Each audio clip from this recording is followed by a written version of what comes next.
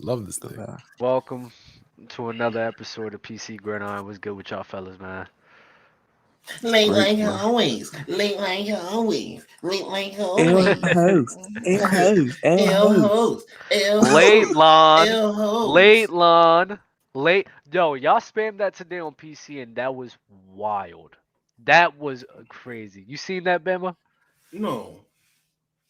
They were like 15 minutes late today for PC. I lie to you not. They started spamming late Oh, lawn, crazy. late lawn. Y'all That's are crazy. horrible. Yo. It's called being fashionably late. It's the cool thing to do. I don't know why they bugged. Uh-oh. Hey, Uh-oh. G Uh-oh. baby in the building. we got G baby in the Can G y'all, man. can y'all building. hear me? Can y'all hear me? Yes, Yeah. sir. That boy looks Okay, serious. cool. I'm like, you feeling some serious Herbert takes. Oh, I mean, I do have a couple agendas, but Hey, that's the agendas will be pushed today. You already know. Y'all know y'all usual suspects. Something literally, there was a topic that actually just came out of nowhere, an hour ago, and everyone's talking about the Pro Bowl. mhm. This wasn't on the agenda at all, but the Pro Bowl did come out, and I think it's a good moment in time to sit here and discuss that. How you guys feel about that? Yeah, that's fine, man. Yeah. Let's get it. So Um, there's two names that I'm actually shocked aren't on the Pro Bowl. That's CMC and Tua. For all the crap I be talking about Tua and stuff. The fact that he's not on the Pro Bowl is kind of wild to me. Like I understand the names that are in front of him, Mhm. but it's him and CMC. I just didn't think they wouldn't be on there. That's kind of wild to me. Like, and I think I saw that CMC and Tua they got the player votes, but they didn't get the coaches and media vote, Oh. and that's kind of wild to me, especially CMC.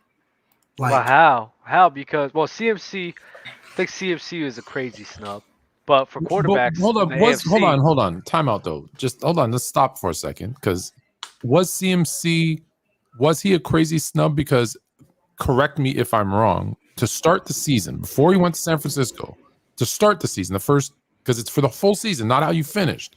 Was mhm. he Mhm. was he he was playing good. great to He start the was good. season? He was good. Tua or No, CMC? no, CMC. CMC was Yeah, good. he was. Are Yeah, you he was sure? had like Was he? Yeah. he had like Yeah. a 2 game stretch before he got Is that traded. what I'm He was thinking about? kind of Okay. yeah, Okay, but because I remember he them was being some okay. games. So okay, but it was just all right. That's He what. was good. He was good. He was good for the majority of the year, even when he was on Carolina. Shit, I seen him made a couple of plays on Carolina, bro. And fucking was wilding. So, Mhm. yeah, CMC definitely gets snubbed, but I don't think Tua got snubbed. I mean, look who made it over him. Like here, we got it right here. You got for the AFC Patrick Mahomes, Josh Allen, Joe Burrow. Like, Man, Yeah, it's tougher to make it in the AFC. yeah, Yeah, it's like tough. that's why I just that's why I was It's more tough. surprised, but I'm not tripping. But I looked at the running backs that made it over. I'm taking Made it two over Joe over. Burrow. I don't give a damn what y'all talking about. You're taking two over who? You're I mean, taking that's two the over only one. everybody. If you had to replace, it had to be Burrow. Y'all just Yeah, they Because just got hype off Mahomes that and Allen last little got to stay. surge they just pushed, bro. Like I don't know. That's just let me check the I don't running know. backs for you guys. nah, the I running just really backs. felt It's like well, I have it right here. It's Saquon, Tony Pollard, Miles Sanders. Oh my god. Miles All right, Sanders. Eagles fan. Miles. CMC No, or Sanders? nah, it's CFC all the way. Yeah, right. CFC get it snubbed over Miles Sanders. It should be. It's criminal. It's Yeah, more. It's very criminal. That's wild. Low key, I understand the Tony Pollard love, but I think CMC should be in over him too. Like I CMC, think so too. Saquon and CMC in the NFC, like personally. But yeah, that was wild. Mhm. Yeah, So I yeah, mean, we got so yeah, Saquon. We okay. got Saquon, Tony Pollard, Miles Sanders for the NFC, AFC. Nick Chubb, Josh Jacobs, Derrick Henry. Yep. yeah, AFC is I'm, perfectly Miles, then I, fine. then Miles, I, Miles, now that I Miles see it, I'm good. with you. I'll probably CMC say over Tony Miles Pollard. Sanders for sure. Okay. Nah, y'all tripping. I'll probably what say you over say? Tony Pollard, not Miles Saunders. I said over Mm. both. Yeah, CMC over both of them. But Heck, if you're gonna keep anyone, I think you keep Tony Pollard. I And don't know. then Nah, Miles, I Miles, think you would keep Miles Sanders over Tony Pollard. And it's not hate. Like I like Tony Pollard. It's not hate at all. But I think Tony Pollard. I think Miles Sanders just being mainly the starter for that team for the whole season is what gives him the edge. I don't know. Like, I'm not hating on the Miles Sanders one because I like him a lot. Like, I think he should be viewed higher in everybody's eyes than he is. But yeah, he Miles got over 1,100, so like, and he averaging 5 yards a carry. So I don't hate it, but that's what I'm saying, bro. I mean, how much does Tony Pollard have? Tony Pollard, I'm surprised. Real quick. Yo, Dan Jangelon. Oh my God, Dan Jangelon. He's at 969, but he has less attempts and he's averaging 5.5. Miles Sanders is at 5.2. But yeah, I'm giving. But Tony Pollard has 177 carries. That's and why Miles Sanders has 215. So that's really the you got to go off the eye test. I'm going Miles Sanders because first off, they duties is two totally different things. Like, yeah, you could be ignorant and say Jalen Hurts is the initial first runner, but no, it's Miles Sanders. He sets the tone for that run game. Unlike Tony Pollard, Zeke is a 1-2 punch. It's A-B. It ain't really no Tony Pollard is just the workhorse and he the show. Like, nah, you got Zeke. It's times where Zeke hit you straight downhill and then Tony Pollard pop in. It's like, damn, that's a whole different change of pace. So it's like, I don't know, man. And then if you look at McCaffrey, how McCaffrey used, especially over there San Francisco, he's a safety valve, he's a slot receiver, he's a primary runner between the tackle, he does everything. The tackle, he doing everything. Debo do, especially since Debo been down, like they really been spamming Christian McCaffrey. So like that's the Tony Pollard's the only person I can say, like, yeah, cool, the numbers is cool, I'll give y'all that. But I just feel like the way he being used is totally different than how Miles Sanders is being used and Christian McCaffrey being used. They the initial bias is a drug. Recency bias is they the initial punch for the run game, bro. They is. I don't watch Philly. That's why Jalen Hurts. That's why his shit be so wide open because Miles Sanders is doing a fucking good job setting the fucking line of scrimmage, running the ball, bro. So it's just like, damn, dog. It's just nothing you really can do to stop that run game. Yeah, Tony Pollard being up there should not be a thing. I think it's recency bias to the fullest. It's OD recency bias. And we said Chemo sauce, not how McCaffrey play receiver. You tripping? He do not play receiver how McCaffrey play receiver. McCaffrey really be at slot, like. Yeah, McCaffrey's definitely like, what are we doing? Like, what are we doing? Come on, well, and it's not even no disrespect to Tony Pollard at all. It's just guys who are better. How about the AFC? How you guys feel about the AFC running back? It's crazy. Fine. It's crazy though that because people were high on JT before the season started. Crazy he's not in here. Injuries though. I know someone who called it who said don't be too high on JT. Yeah, you didn't know it was because of injuries though. You did not say that. No, I actually did say that. Exactly what I said was, do you guys think he's going to repeat what he did last year? And y'all said, yeah, he's going to be the best. And I said, no, here's my problem. It's hard to be the number one back 2 years in a row because there's injuries, defenses scheme for you a little bit different. Like it's hard to do it again. And I don't want to be right. And but Matt Ryan has been Matt Ryan as well. So no. The true baby. Let's not do this. No. You want to know the true kicker for that team? You want to know the true kicker for that offensive line? And we talked about it last show. I don't understand. They didn't play as well. They have not. I don't get how. It's the craziest thing. I don't get how you have damn near the same pieces you had the year before. And it's just night and day between the offensive linemen. It's night and day how good those guys have been playing. I don't understand that at all. Coaching, I mean, we talk about team chemistry. Like they got rid of Carson. They brought in Wentz. There was problems with the front office and stuff. I mean, they fired Frank Reich middle of the year because I think he made an emotional, quick decision after that game against Jacksonville. I think obviously they were in playoffs. All they had to do was win, and they sold. And I think he made a reactionary decision. And it was like, oh, no, we don't want him. Like, this is their, fourth starting quarterback since Andrew Luck went out. Do you think it was the moving on from Wentz to Ryan? I think it was the reaction. I think it was the initial, like, all of a sudden, you were just going to get rid of this guy. I'm done with him. Like, I think that's going to cause a rift. And then the guy they brought in to replace, it's like, Like if you were at least gonna do that, go get a Deshaun, throw that money at him. I mean, there was a lot of quarterbacks on. They could have made a play for Jimmy G. Nah, no offense. I don't think guys going out there just because they made a quarterback change is just going. No. I'm not saying that was I'm saying that started it. I think that started the initial downfall of the franchise. Like making a reactionary move like that just because of one game, that's not good. Like coaching, GMing, that's not good. Like that, you could tell there's dysfunction in the franchise if you're doing that. They rocked with Jacoby Brissett for who knows how long. You get rid of Carson because of one game. Like that's true. That's true. Would you about to say what was you about to say, Bema? Nah, I'm saying I believe the quarterback got something to do with it. Simple reason why I believe quarterback got something to do with it. Y'all remember what that I can't remember what dude's name was, but he said he played in Seattle with Russ, and he was like, Russ really out there going crazy because he calling Seattle audibles, all of that stuff like that. So he calling the wrong plays, and everybody confused on what to do. I think that's the same thing. That's what happened with Matt Ryan, but Matt Ryan is actually garbage. I think he said no. I'm for real. I'm so serious. According to these guys, it's not Matt Ryan's fault. But that's what the court. But because when they look back in 2 years, they're going to say it wasn't Matt Ryan's fault. The defense gave up 39 points, and people who give up that many points have a losing record. So it's not his fault they lost. I'm just no. That's wild. That is wild. You want to know why? No, that's wild. No, wait. That's wild. You want to know why? I blame that loss on Matt Ryan mainly because of this. The reason they were up 33-0 was not because of the offense. It was because of the defense.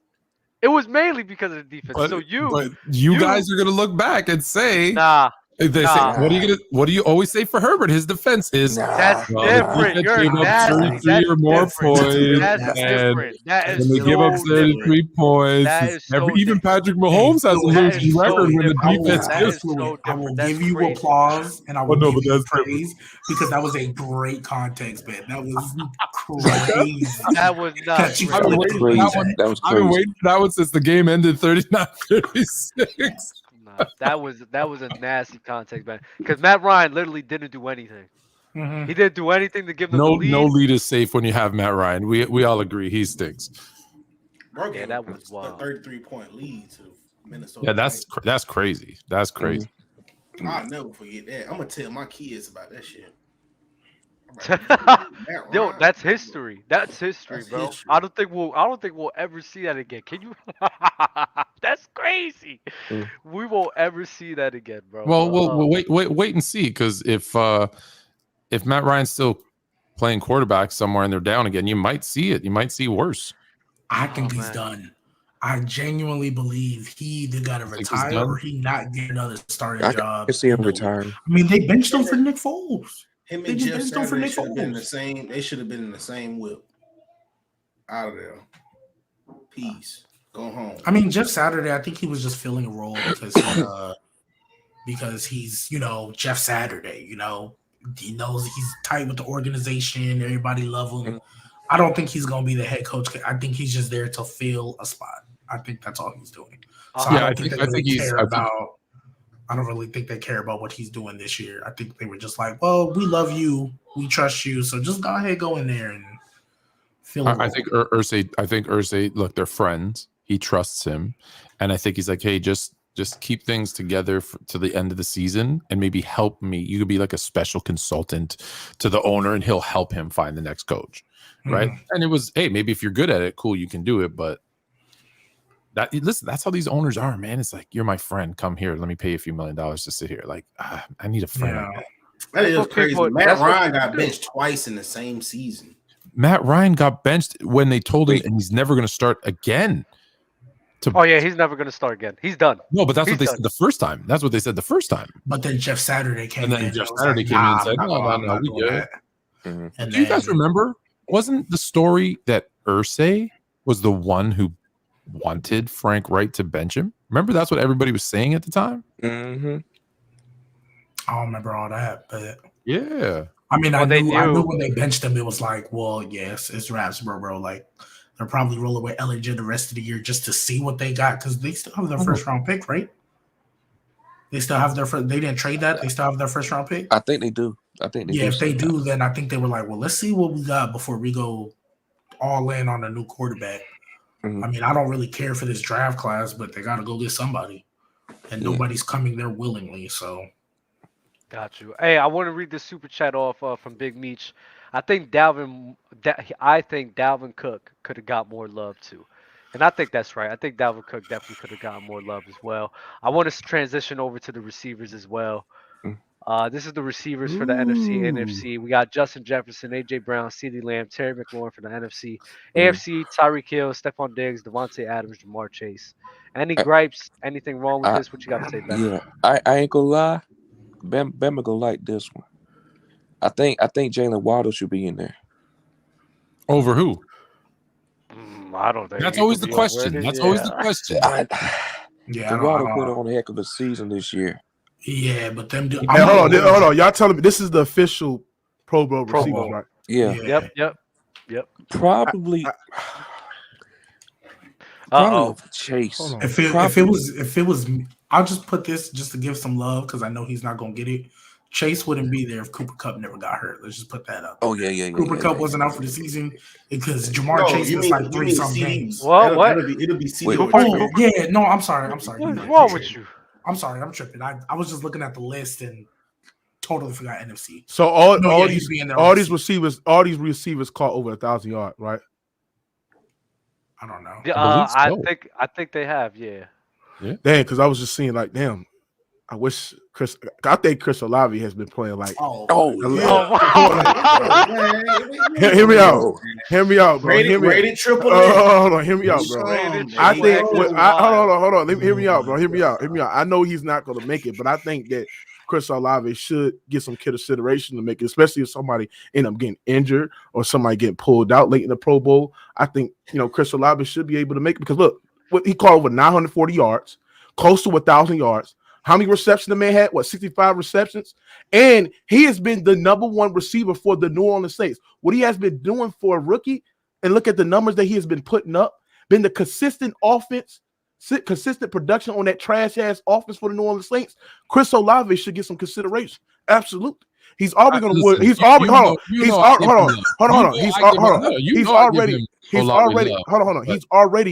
win offensive rookie of the year. I think he deserved offensive rookie of the year. So man, what he's been playing, what do y'all have against Chris Olave? Tell me. But it's not even. Just last week. Players, coaches. It's players, coaches, and the fans that vote. So like, even if the players would have given them the vote, like CMC and Tua didn't make it because of the coach. Stop bringing up Tua. No. Tua had it was Joe Burrow. Like that's crazy. No, CMC, I get you, but I'm saying no because I'm saying those guys got the fan votes to make it. But then when you add in coaches and media, that's why they didn't get the nod. So I'm saying like Olave's not getting that nod over them dudes. Like he's just not. Yeah. Like even if the fans would have given him the vote. So that's true. I'm just saying like there's no one, even a Saints fan can admit there's no one of those 8. And I'm giving you both 8 AFC and NFC that Olave is gonna knock them out of those top 8 spots. And I give. Hey, hold on, Doug. Put that again. Put it up again. Put the list up. Yeah. Go ahead. Put it up. All right, Terry McLaurin, AJ Brown, CeeDee Lamb. Okay, Jamar Chase. Yeah, this is a tough. I mean, the one thing I could argue is Terry McLaurin. Get him out there. What the numbers? Hold on. Terry McLaurin caught over 1,000 yards. Chris Olave at 940. Right. I don't know. I don't really know what's the reception and the touchdowns on the top of my head, but I think Chris Olave. They both have 3 touchdowns. They both had 3 touchdowns of the year. Mm-hmm. Yep. Damn. I mean, how many receptions? Touchdowns I'm not putting 68 for McLaurin, 63 for Olave. So their numbers is about close. They're both averaging 14.9 per. Like they're close, but because I think McLaurin gets he's on a better team, which I don't know if I think that matters a little bit. No, he's been doing it longer. And he's been doing it longer. It's tough as a rookie. I see what you're saying, but it's tough as a rookie. They give sometimes it's who's been good the last couple of years, not just it's always going to be tough as a rookie for you. Yeah, for sure. I think that be like Jamar Chase. I think I agree with every wide receiver on the list, but if I can argue to put Chris Olave over, it would be Terry McLaurin. That's what I would argue. So you say if if he gets hurt, so I'll do an internal poll with you guys. If let's say McLaurin gets hurt and he's not going to play in the Pro Bowl, who gets in? DK. Amon St. Brown or Olave? DK. I think DK gets in before You think DK? You think I Metcalf? think DK Metcalf. Hell no. Hell no. Hell no. DK been going off. No. I think DK goes in before both of them. Tyler Lockett might go in before both of them. Might go in before both of them. And Amon-Ra. Amon-Ra's getting in before Olave as well. Ooh, Yeah, I don't know. Amon-Ra's getting in. The question was St. Brown or Olave. And I'm saying Devontae Smith. Olave. You talking about Chris Olave? I don't think Chris Olave been better than Garrett Wilson this year. But that's AFC. That's AFC. Yeah. That's AFC. Oh yeah. It's 50-50 between. I've been trying to stir up trouble, but that's AFC. You can't. But that's the only rookie I could really make a case for, like, get into All-Star Pro Bowl and all that. Pro Bowl, whatever you want to call that shit. I think the thing is they're not even having no game, is it? It's just going to be a Madden game. So Madden simulation, some bullshit. So it doesn't even matter, right? Like if someone gets hurt, there is not going to be a replacement. Because I was going to ask you guys a question because we talked about it on the panel on Tuesday for basketball, and I think we do it more in football. Do you put weight in a player, like when you're evaluating a player after their career is done, when you're ranking them, how many Pro Bowls they were? No, I don't care. No, okay. I don't care. Because it goes to fan votes. It goes to context. I care about all popularity. Yeah. Because we were all pros. You know what I'm saying? Like NBA is first team all stars for NBA. NBA, if you're subbing, but Pro Bowl, a lot of guys get in and they say, "Oh, he's a 5-time Pro Bowler." But it's like, because the best quarterback was probably in the Super Bowl. The day I stopped caring about All Stars, I think Melo made it a year just because of his name. And even though we love Kobe, R.I.P. Even though no, I'm saying like in the later years, and even though we love Kobe, R.I.P. He literally got in 2016 because they voted him in and knew it was his last season. Like even though it's Kobe, they did that with somebody else. Somebody else could have got that with Jordan at the end. Saying. That's why I don't care about. I mean, I was a kid, so I don't think it's still a big thing. Like as I got older, I graduated high school. Like the NBA is all NBA teams, and then football, I care about the all pros and stuff like that. That's what I care about. You know what I'm saying? I think the only thing to really care about is like seeing how long they were playing at an all-star level, like their prime, Tua right now. The reason he honestly didn't make it is probably because he's in the AFC right now. Hold on, did we see the quarterbacks? I didn't see the quarterbacks. Yeah, the quarterbacks have felt bad. Like Tua won't make it right now. I'll show you right now. Rated R. Like Tua won't make the Pro Bowl. Tua won't make the Pro Bowl only because you have Joe Burrow, Josh Allen, Patrick Mahomes above him. Of course, I mean, but that doesn't mean he's not playing at a Pro Bowl level. Absolutely. That's a great point. Absolutely. I was just shocked because I really thought he was gonna get the votes like for it. That's why. Hold on. Where is Justin Herbert at? He didn't where he belongs. What the hell? I'm not gonna hold you. I didn't think I'm not gonna get the hell out of here. I did not think Justin Herbert was not gonna get in either. Personally. Oh my God, I don't care about this. Man, get off the screen. Get off the screen. He ain't playing better than quarterback. Hell no. Yes, he is. He's better than he had a better season than Burrow, and I think he's had a better season than goddamn Allen, the nigga that leads the NFL interceptions thrown. Get this shit out of here, man. Don't him and Mahomes. I don't care about picks. Hey man, get my goddamn catnip over there, Rated R. No. I think you're smoking on it right there.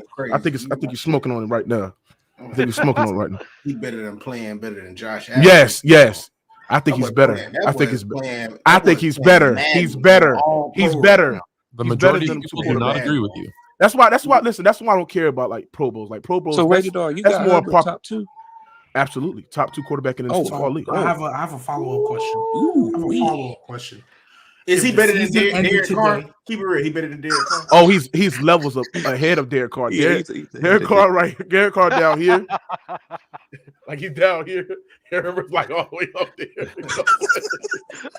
So I have Derek Carr is bad, bro. I have a follow-up question. Because I genuinely want to know. So Mookie, according to you, what you think? If the season ended today, is Justin Herbert all pro? Yes, I think he's deserving of all pro. I believe Herbert deserved to be an all pro. You don't think Jalen Hurts should get it over him? Because it's just season, right? You don't think Jalen Hurts should get it over him? Okay, well, Hurts. Well, if we look at the passing yards, if we look at the completion percentage is right the same. Hurts is turning over the ball less, but he is throwing the ball less as well. If you look at the touchdowns, I think didn't Hurts throw more touchdowns than Herbert, or Look, Hurts has more touchdowns. He's having like a Cam Newton like season. So think of Cam Newton's season. That's kind of what Jalen Hurts is doing right now. Well, you gotta understand. You gotta understand. Like Hurts been in a better situation than Herbert this year, and I think that's why the reason why his numbers are like that. You know what I'm saying? Just to have one of the best offensive line in football, having your consistent weapons being healthy majority of the year, and also having a great running attack, right? So I think if we talk about terms of who had better situation, it's obviously Hurts, and that's why the reason why he can able to put up those numbers. But if you give Justin Herbert those type of, the offensive line, and also have a consistent wide receiver that was healthy and shit throughout majority of the year, he would be putting up more numbers than Jalen Hurts. You have more passing touchdowns, better completion percentage, and more yards. That's how the All-Pro works, though, right? Yeah, I was about to say that's not how it works, but I stop this madness. Well, that was nasty. The All-Pro is not based on that was not nasty. That was speaking things in context. That was nasty. Football is the ultimate team. I also want to say this too.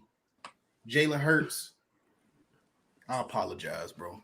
Yeah, Bama. I was talking crazy about you. Yeah. Oh, wait. Adrian Peterson, I ain't forget. Yeah. I was with him too. Mics. Hold Everybody up. leave, bro. All right. I ain't gonna lie, man. Jalen, I apologize, bro.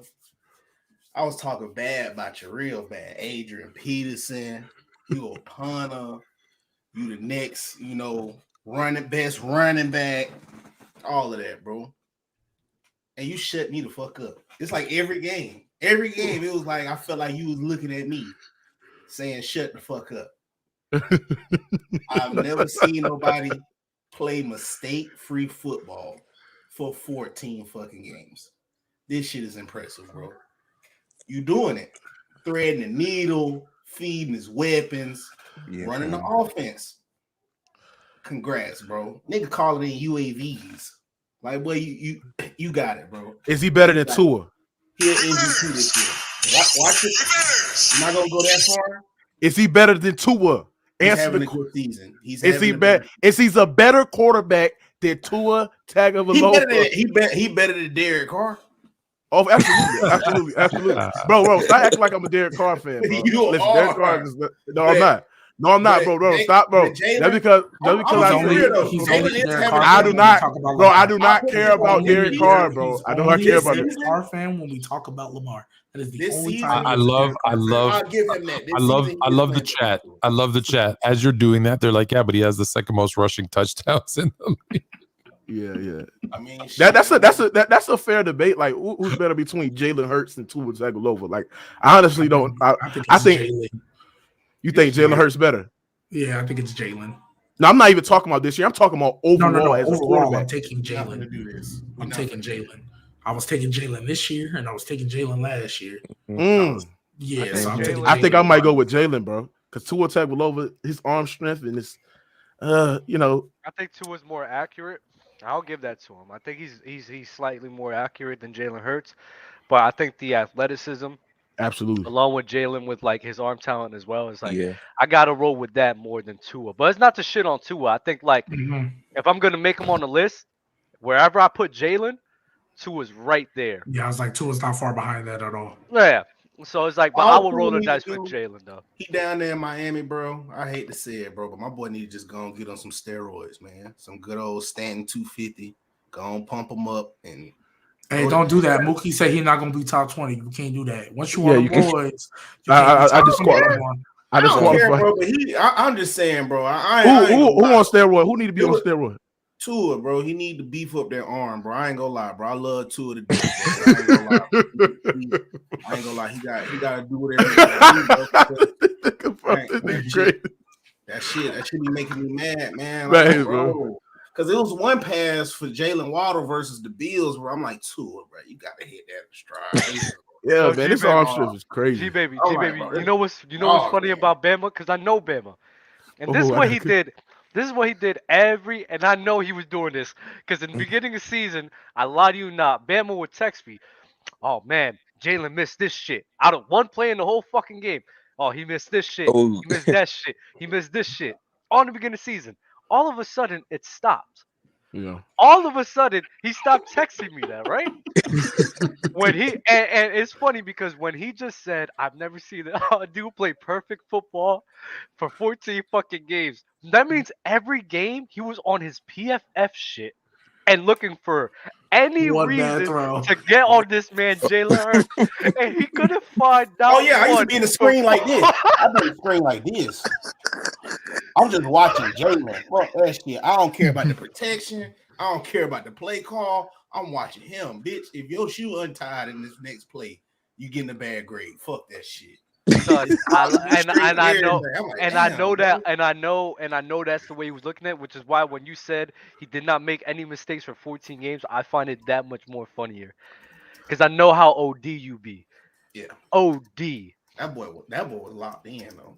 AJB and Smitty was on the sideline. They was having a good time. That boy Jalen still, like, he was ready to go in and put up some more touchdowns. Who the Pro Bowl running backs? Yeah, we'll do that. We did that before. Let me show you again though. Yeah. I want to see that. See who the Pro Bowl. Then I want to get to the defensive side of things real Oh, yeah, quick. me though. too. Yeah. It's a snubs in here. AFC is fine. Tony Pollard, it's a snub for CMC. I think so. I think Christian McCaffrey. Yeah, like but y'all gotta think about Chris McCaffrey started off the year very, very just slow. No, like, he did not. Nah, he didn't. No, he didn't. Not slow. Hold on, what you mean? Hold on. What was his numbers? I promise. What was his number? What was his like numbers a for the 2-game Panthers? stretch where he really didn't do nothing, but other than that, he was perfectly fine. Panthers was bad. CMC. He was on the Panthers.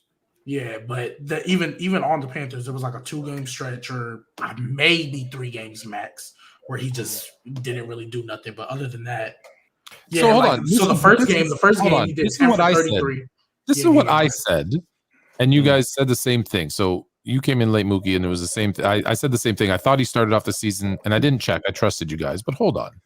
From a rushing perspective, we'll get to his receiving in a minute, but he went for 33, then 200-yard games, but then 27, 54, 69, 38. Like, that's not a good start for him. Yeah. And as a receiver, let me just see. As a receiver, 24, 26, 7. It wasn't. Sorry, he did start off slow, guys. Well, okay, so that's what I think. That's what I thought. Slow because also too because you're looking at rushing. My man double. No, I gave both. I gave you rushing and receiving. Because my man double over here will tell you in the against Arizona. Wait, against Arizona, he had 9 catches for 81, but I'm almost positive. I could be wrong. It could have been the next game. In the first 11 weeks, he had 2 games of over 100-yard rushing. 2. And he had that's slow for him. And then receiving for his standard, absolutely 0. Receiving, he had 0. Hold on. Because what does that mean? It means that for him and to be a Pro Bowler, he started off slow. Yes, for his standards, absolutely. He didn't. Hold on, CMC. Some of the games. Hold on, G baby. I got it. Let me address this. So CMC, in the beginning of season, we talking about because CMC is about scrimmage yards. It's not just rushing; it's about scrimmage yards, right? Okay. So Seattle, he had 130 scrimmage. Tampa Bay, he had 130 scrimmage. His first game? No, his first game. I got the right dates right. He had the Browns. 55 or 57. He had the Browns. My bad. He had the Browns. I'm looking at it in reverse. Then 100. Yeah, then 128, 120, 114 against the Saints. Then he had 100 against Arizona because he had 80 yards passing and a TD and only 27 yards. San Francisco, he was 50-50, 50 yards rushing and a TD, 50 yards receiving. And then against the Rams, it was 69 yards rushing and then 89 yards receiving. So he was playing like CMC. That's also, what CMC does. But also, and that's what I was going to say. Also, I'm just saying. But when I say start off slow, that's slow for CMC for a Pro Bowl. That is for his standard. Absolutely, he got better. Guys, wait.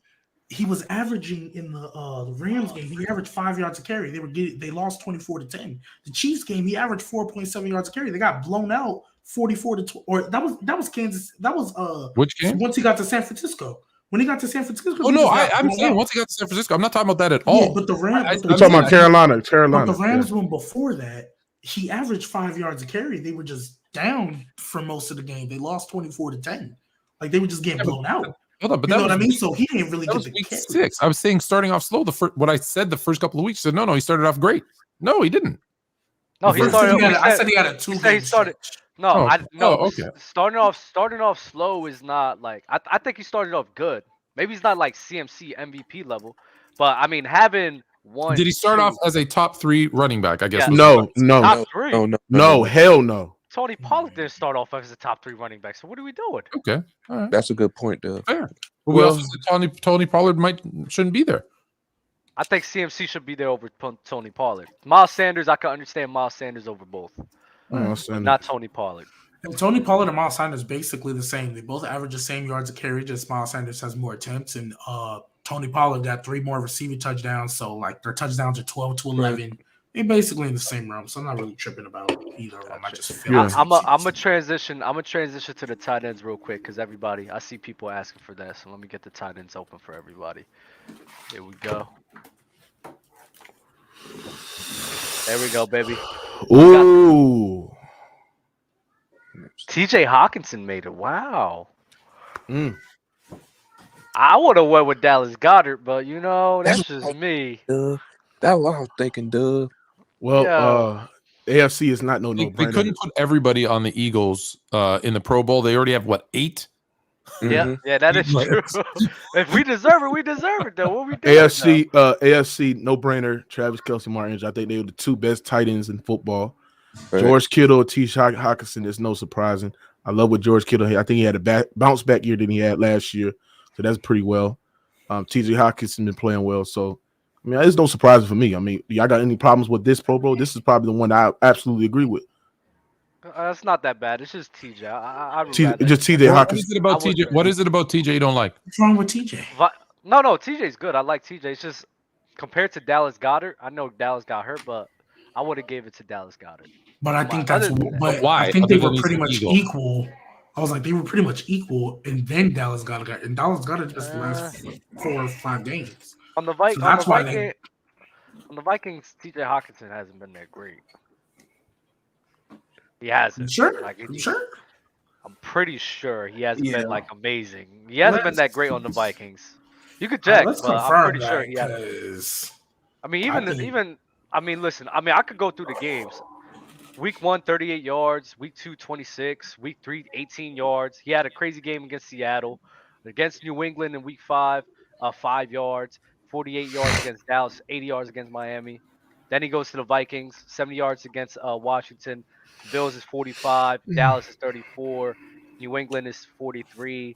Jets is 33. But they don't really look at it from a game by game, right? They're going to look at it and say, okay, he is second in reception among tight ends, second in yards amongst tight ends, third in yards per catch, second in touchdowns. So they're going to go through that stuff, and when you look at it from those stats, he's a top 2 or 3. I was about to say he's been a top 3, 4 tight end pretty much all year when Dallas Goedert was here. So like that the only reason I feel like, well, now I mean honestly, Mark Andrews is kind of there just because all the other better ones are in the NFC. But like if anything, Mark Andrews been more quiet than TJ has been personally. But I think so. Mark Andrews been balling, especially these last couple of games. Man, been quiet. It's just. I mean, because if this would you put over him? If this wasn't a. Why is that? Hold on, Rated R. Why is it? What you mean? What you mean? Don't get it out. You say. You didn't want to say it. I mean, listen. Why he quiet? Because the Ravens been running the football. They haven't been passing the football like that. They've been running the football. That's why they haven't been passing the football like that. So of course, the man ain't gonna be pop. Of course, his numbers ain't gonna be eye popping because look, Huntley can't throw worse shit, right? And they've been running the football. They haven't been throwing the football lately. So why haven't they been throwing the football? Because Huntley's just garbage. Wait, Mookie. You the same one I said? G baby stop. Tyler Huntley go in there, and the offense looked just the same. No. But hold on. But G baby, the reason why I said it because they was moving the chains. Like it's something about the play calling inside with Huntley. But I'm not saying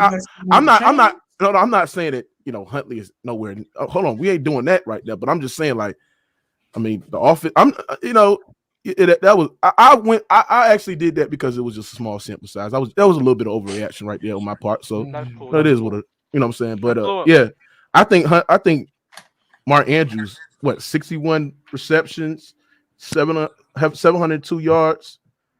His longest 5 touchdowns. I think that's pretty good for his standards. So, he deserves it. But yeah. When you brought up those numbers, that's mainly because TJ has played more games than Dallas Goedert, which is why I get it. The more games things, I get it, but I think by like a game by game basis, I think Dallas Goedert has just been better this year than.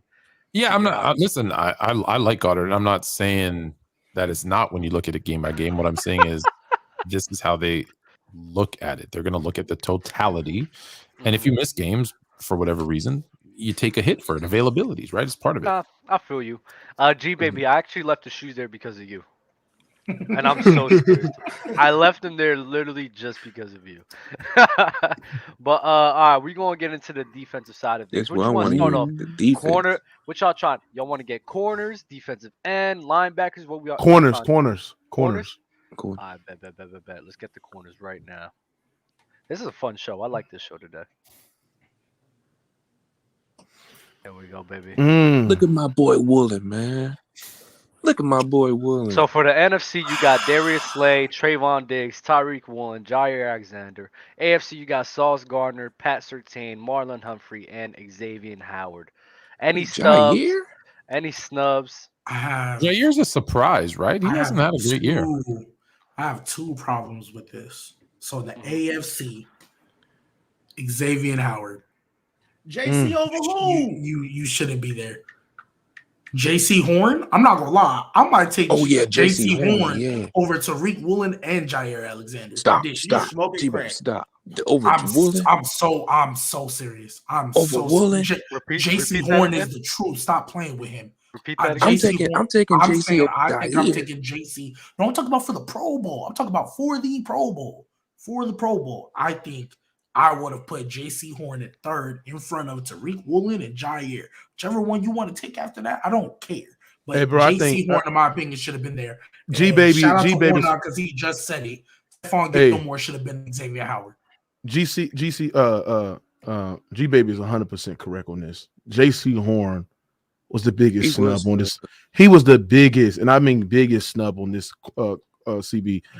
23 catches allowed, that's the fewest. 216 yards allowed, that's the fewest. 0 touchdowns allowed, and he has a 39.4 passer rate allowed. That's the lowest for the cornerback position. JC Horn was the biggest snub. He's a snub, bro. That's unbelievable, man. They should have put this man in the goddamn. I think Xavier Howard up there is actually just confusing.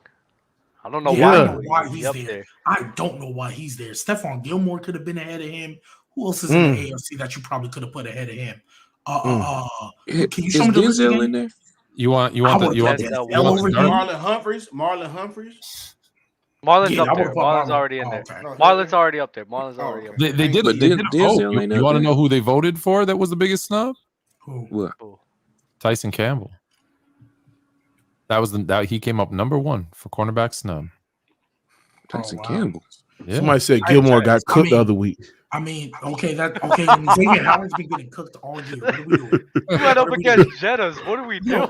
Anything for clicks has been wild for the past week. I don't want to hear about it. People are so nasty. I was like what are you talking about? Hey, MRE income, I'll take Derek Stingley over Xavier Howard too. Honestly, Xavier Howard should not be in the Pro Bowl at all. Is Xavier Howard a top 10 cornerback in the league? Not anymore. Get him out of there. Can you name 10 people better than him? Jalen Ramsey, Jair Alexander, Marlon Humphrey, Trey White. Why is Trey White not there? Marlon, did I say Marlon Humphrey already? AJ Terrell, Marshawn Lattimore, Denzel Ward, Patrick Surtain, Darius Slay. Oh, hell no. Denzel Ward? over Xavier Howard? Absolutely. Marshawn Lattimore too? Hell no. Yeah, Marshawn Lattimore for what? Hell no. You think Xavier Howard better than Marshawn Lattimore? Marshawn Lattimore get cooked just as much. Y'all stop. Man, y'all stop it, bro. He only got cooked bad one time, and that was against Jet as the best wide receiver. I'm not gonna lie. Sauce is better than Xavier Howard too. If we keep for sure. He better. I'm taking Bradbury over Xavier Howard too. Whoa. Yes. Bradbury's been nice. You like, stop playing, bro. Stop playing, bro. Like, what are we talking about? Xavier Howard been bad all year. Like, what are we doing? Dude, don't do that. You know Xavier Howard. That man, I remember that man got cooked. Bad in the divisional round, man, against MT. But we ain't gonna speak on that. What you say, Bama? What you say? You know Xavier Howard on that defense with Slay would be crazy. Don't do He that. would be good as well. I mean, you put a lot of corners next to Slay, Chauncey Gardner-Johnson with that front seven, and they'd be good too. What are we doing? Like you could play. I mean, I'm not trying to discredit Bradbury, but you could plug and play a lot of people in there and be just as good. Like you could do that with a lot of people. So like that's not really moving. You can't plug and play Eli Apple there. Eli Apple's ass though. Eli Apple ass though. Like, that's different. Yeah. That's different. We talk about nigga cook everything. You can get any top 15 corner, put him next to Slay in that defense, and they'll be okay. Bet. We're gonna get into we'll do the inside linebacker right now. I think this is a good one. Better not see a certain name. That's all I care about. Nice. So we got for the NFC, we got Fred Warner and Demario Davis. Absolutely. AFC, we got Roquan Smith and CJ Mosley. I'm not mad about that. Is this Demario Davis' first Pro Bowl? I think so. I think so, bro. That's wild that's his he first deserved it though. Oh man, that's shout out to the voted man. Shout out for Mario Davis is just so underrated, man. It's unbelievable, man. Without him, bro, our defense would be getting torched every time. Mario Davis is probably one of the most smartest linebackers in the game, man. I'm glad they gave him some motherfucking respect. It's about damn time, man. About damn time, bro. Fred Warner, no brainer. He's been killing it this year. AFC, Roquan Smith. You got CJ Mosley. I don't got no problems with that. So yeah. Yeah, I can't think of somebody I would replace him with. So yeah. I'm not mad at it either. Interior linemen, we got Aaron Donald, Jonathan Allen, Dexter Lawrence, Chris Jones, Quentin Williams, and Jeffrey Simmons. Does anybody have any gripes with this? I don't think it's that bad. I think this is what I'm gonna say. I know this is probably gonna be a hot take, but bro, I haven't heard too much about Aaron Donald. I mean, the Rams are ass. Losing. It's because the Rams are losing. That's why. Well, I mean, I kind of think he made it off his name because, the season that he had last year was pretty well. I don't even know what his numbers is. I'm gonna have to check it out, but I think he made the Pro Bowl just because of his name. He might have. 100%. You know what I'm saying? Because the season that he had last year was unbelievable. You know what I'm saying? I think Aaron Donald has been still playing at a great level, though. Oh yeah, for sure, absolutely. But I think he made the Pro Bowl off his name because, Can you name somebody who's been better than him? Better than who? Aaron Donald. I can't. No, what about Trey Henderson? What about Henderson? Javon Hargrave. What about Trey Henderson? Oh yeah, Hargrave. Yes. What Hargrave? Or what about Henderson? Trey Henderson. These are edge. Okay, they got Chris Jones. You talk about on the Bengals? Yeah. Yeah, he's edge. Oh yeah, edge. Okay. That's AFC too. Oh yeah, that's AFC. Yeah. So yeah, I think he deserves it. Well, we're going to get into outside linebackers right now.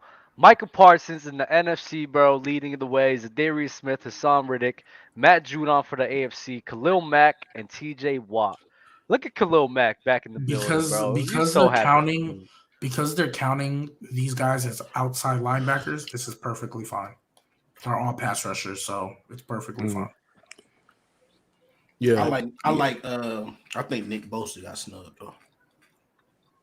Nick Bosa? I think he's going to be an end, not an outside linebacker. Yeah, he's probably going to be an end. Because the 49ers run a 4-3, so he's most likely an end. Yeah. I'll pull up the end right now. Because, he's right here. Oh, okay. I'm just making sure. Henderson better make it. He's in there. For the NFC, for the defensive ends, bro, we got Nick Bosa, Brian Burns, DeMarcus Lawrence. Yeah, AFC, you got Myles Garrett, Max Crosby, and Trey Henderson. I 100% agree with the AFC. That is perfect right there. NFC has been. I like Nick Bosa. Brian Burns been underrated. Yeah, I like the NFC. I think he's perfect. I like the defensive end.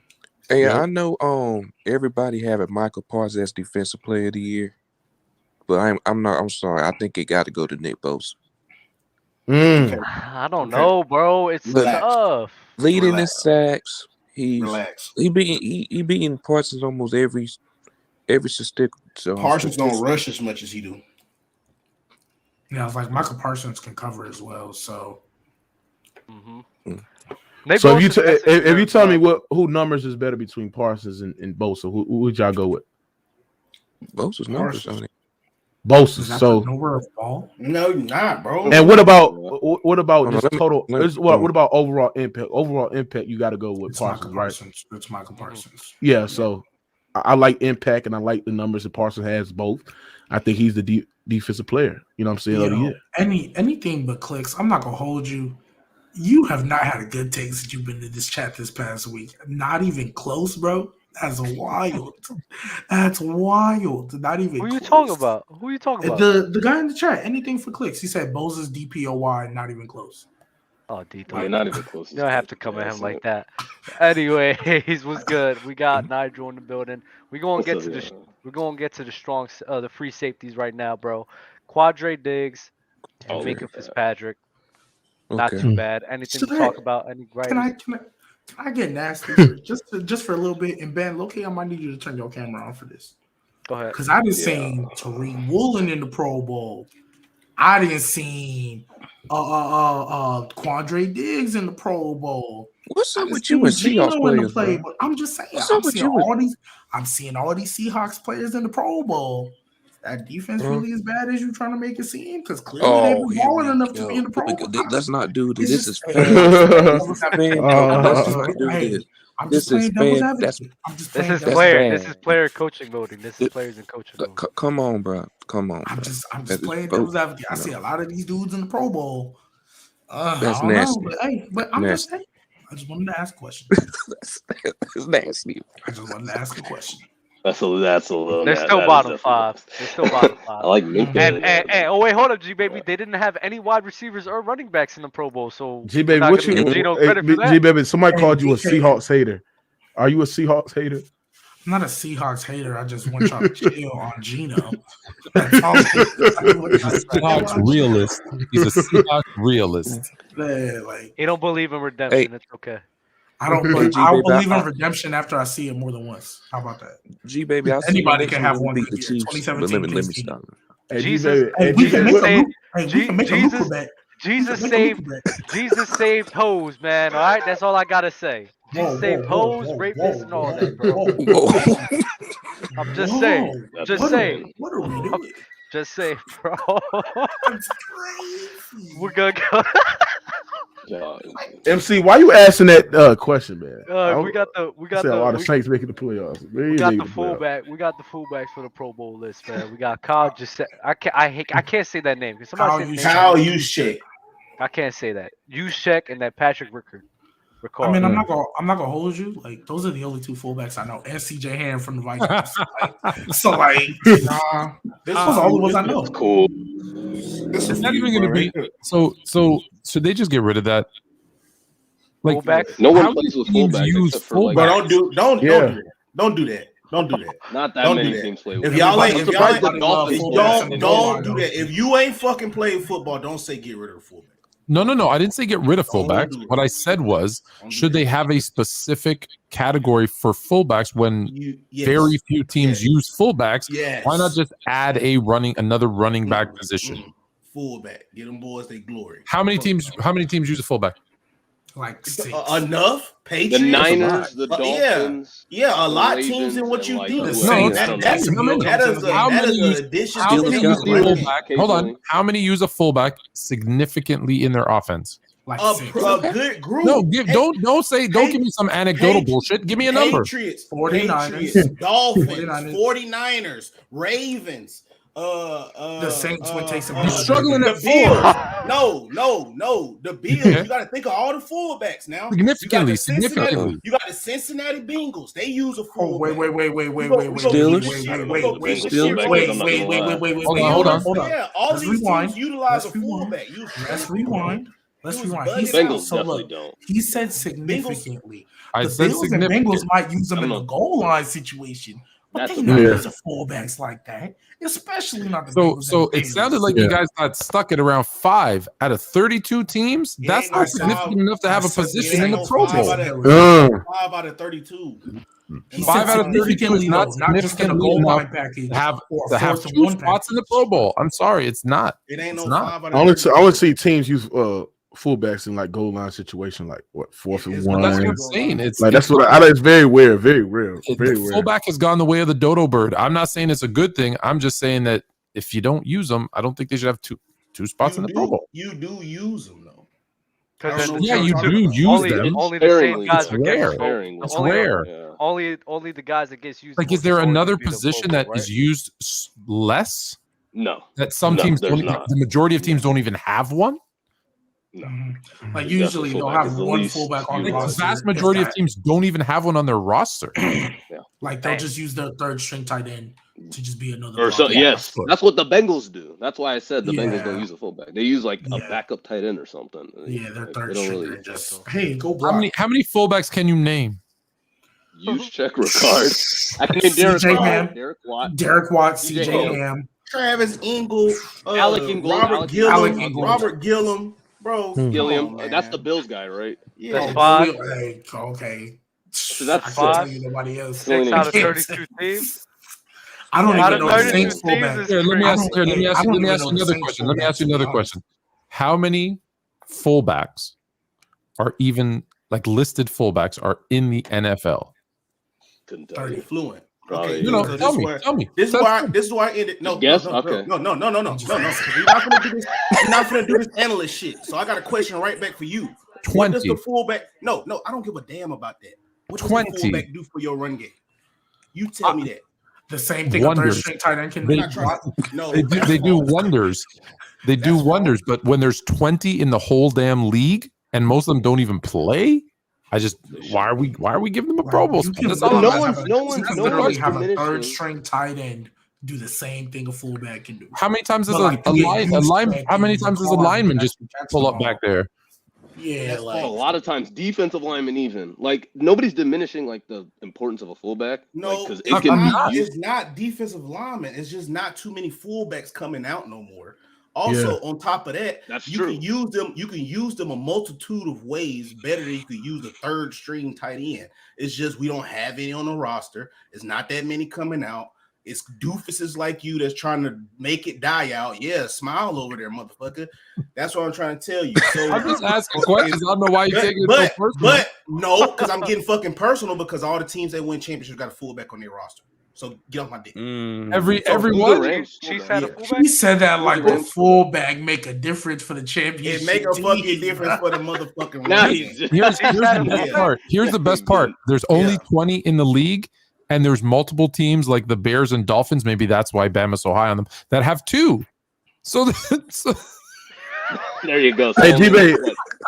18 teams have a fullback. Hey, G-Baby, do you know the Saints fullback? Less, because there's multiple teams. I just named the 2 that I remember. Name. I just know he comes in when Taysom Hill is in the game. His name is like Adam Prentice.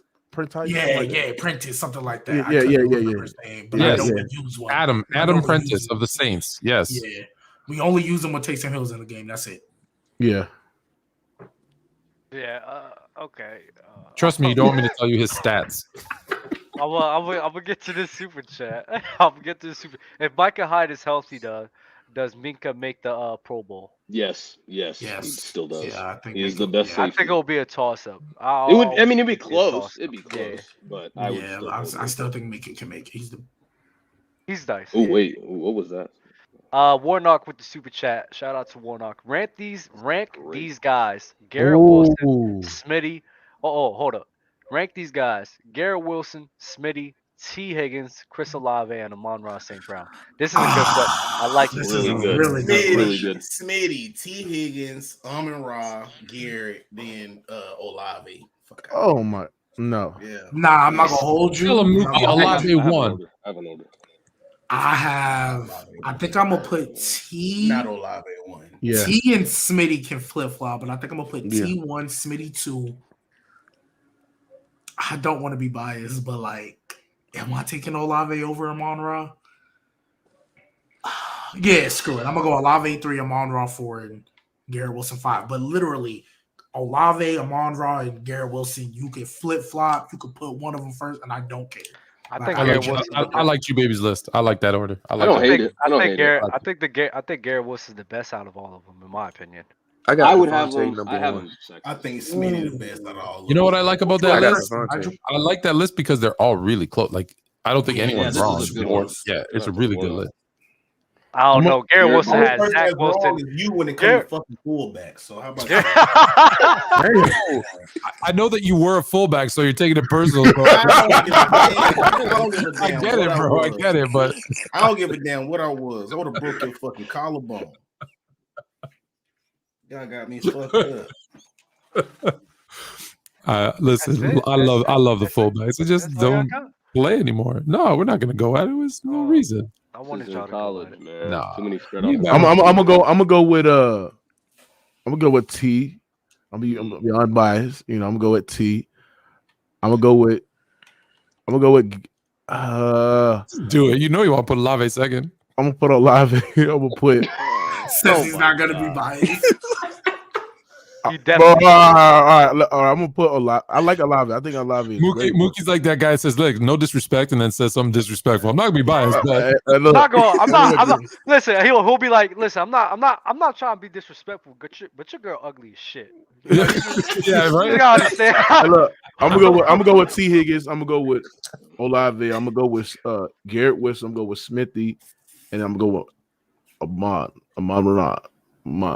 Yeah. So y'all aren't really high on Amon-Ra like that? Because it's tough for me. I really wanted to put him 3. I like Amon-Ra. I know you good. I got him. Amon-Ra might. I got him 3. But when off his name alone, he should be 1. When all of these guys are so close, That is close, man. When all these guys are so close together, like very close together, the production's close together. You're just picking off of intangibles. Yeah. You feel me? Like physical specimens. And I do think that out of Garrett Wilson, Smitty, Higgins, even Olave, Amon-Ra is the weakest physical specimen out of the bunch. I can agree with that. I think I'd have him. Hold on. I know you were talking about Garrett Wilson. Wait. Sorry, let me go back. We'll rewind that for a second. What'd you say, just Dub? Who's the what? The what you just weakest, said. The weakest physical specimen out of like all of those guys. Yeah. Is Amon-Ra. So shouldn't you rank him higher then if he's doing the same thing with less? Oh, I don't have him last. Oh, okay. I don't know. I don't have him last. Man, flew. I wouldn't be mad. I like Amon-Ra though. Like if you want to have him top 3, I will have him top 3 in this list. I just think Garrett Wilson, in my opinion, to me is a lock number 1. I think his potential, his skill. If we're gonna do the potential thing, but Garrett Wilson is just OD. Potential, I'd have to put Garrett 1. Yeah, if we go potential wise, then it's him and y'all don't think Olave got a great potential? Well, I think Olave is better than Garrett Wilson, but yeah. And they both, but I like Olave. Same situation. And Olave doing this with a garbage average quarterback, Danny Dalton, and he still put up that type of. I mean, Garrett's doing it with Mike White. Nah, don't disrespect Mike White. Don't disrespect Mike White. He's doing it with Zach Wilson. Mike White is like that. Let's not disrespect that man, please. Andy Dalton's okay. Like Andy Dalton's not some garbage quarterback, I don't think. But so I would go since everyone's asking. I would go with Garrett Wilson, Amon-Ra, Amon-Ra, Smitty, Olave, and Higgins. Dang, Higgins last. I mean, I get it's close, but dang. It feels like anybody that I put last is gonna be bad. So it's like, what am I gonna do? Yeah, I get it, but yeah. Oh, you think Olave is better than Higgins? I think Olave is better than Higgins. I mean, Higgins is nice though. Higgins 6'6". That don't. I ain't gonna lie. It's close between all them guys. Man. I ain't gonna lie, bro. But Higgins last seems. I don't know. I'd probably have T1, honestly. The Pierce, everyone hates Jared Goff. Everyone hates Jared Goff. I'm not doing this with Jared Goff. Nah, I'm not gonna lie. Jared Goff has exceeded all of my expectations this year. So I am not a Jared Goff hater no more. Wait, so everyone, who should be last? Since everyone's mad about Higgins being, who should be last? I would put either Olave or Olave is not last. Can't put Olave. I don't think Olave's last either. I love Olave. I like him a lot. Yeah, his route running, his hands, his burst speed. List, he's last. What are you talking about? Olave? This list. We talking about this list. Crazy. Okay. Yeah. This list. So we can all agree all these guys are top 25 though, right? Yeah. Yes. They're all better than Mike Williams, right? They're all better than Mike Williams. Yes, they are. Y'all are nasty. All of them are. Yeah. That's true. Bama, don't do that. Don't do that. Y'all are being nasty. Don't do that. Better than Mike Williams? You're right. Yes, they're all better than Mike Williams. They're all better than Mike I would agree. No. Come on, baby. Who's not better than Mike Will? Out of Stop. those? Honestly. Shout out Smudgy. Yeah, Bama, who's not better than Mike Will out of those? I want you to lie right now. Who's not better than Mike Will? Who's not better than Mike Will? And Olave. I would take both. You are I'm not gonna lie. You saying Olave? You You saying Mike Will is better than Olave? Mike, No. both of them are better No. than Mike. I'm sorry. No. Nah, I mean, No, rated R. No, Stop. rated I'm R. just trying to push your Herbert agenda. Stop it. no. I like Olave. But don't disrespect. Hold on, don't disrespect Mike Will like that, bro. Mike Don't Williams just- is Mike worse Will than all has. those guys, I'll bro. give Mike Will He's worse hands. than all of them. I'll give Mike Will hands. That's it. Hold on, hands and the ability to anticipate pass when it's in the air, the ability to go up and catch balls, contested Hands. catches, tight windows. Hands. Give them that credit too. I'm giving him hands. I'm giving him hands. I'm not giving him literally anything else.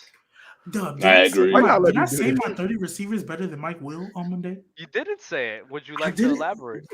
Oh my, we're back to this this. list. Because we were supposed to put it to bed, but then Mookie and we got into this bag about Brady and stuff. We got into a lot of bags last episode. Last episode was an amazing 3-hour episode. Check that out because that was a pleasant surprise. That was insane.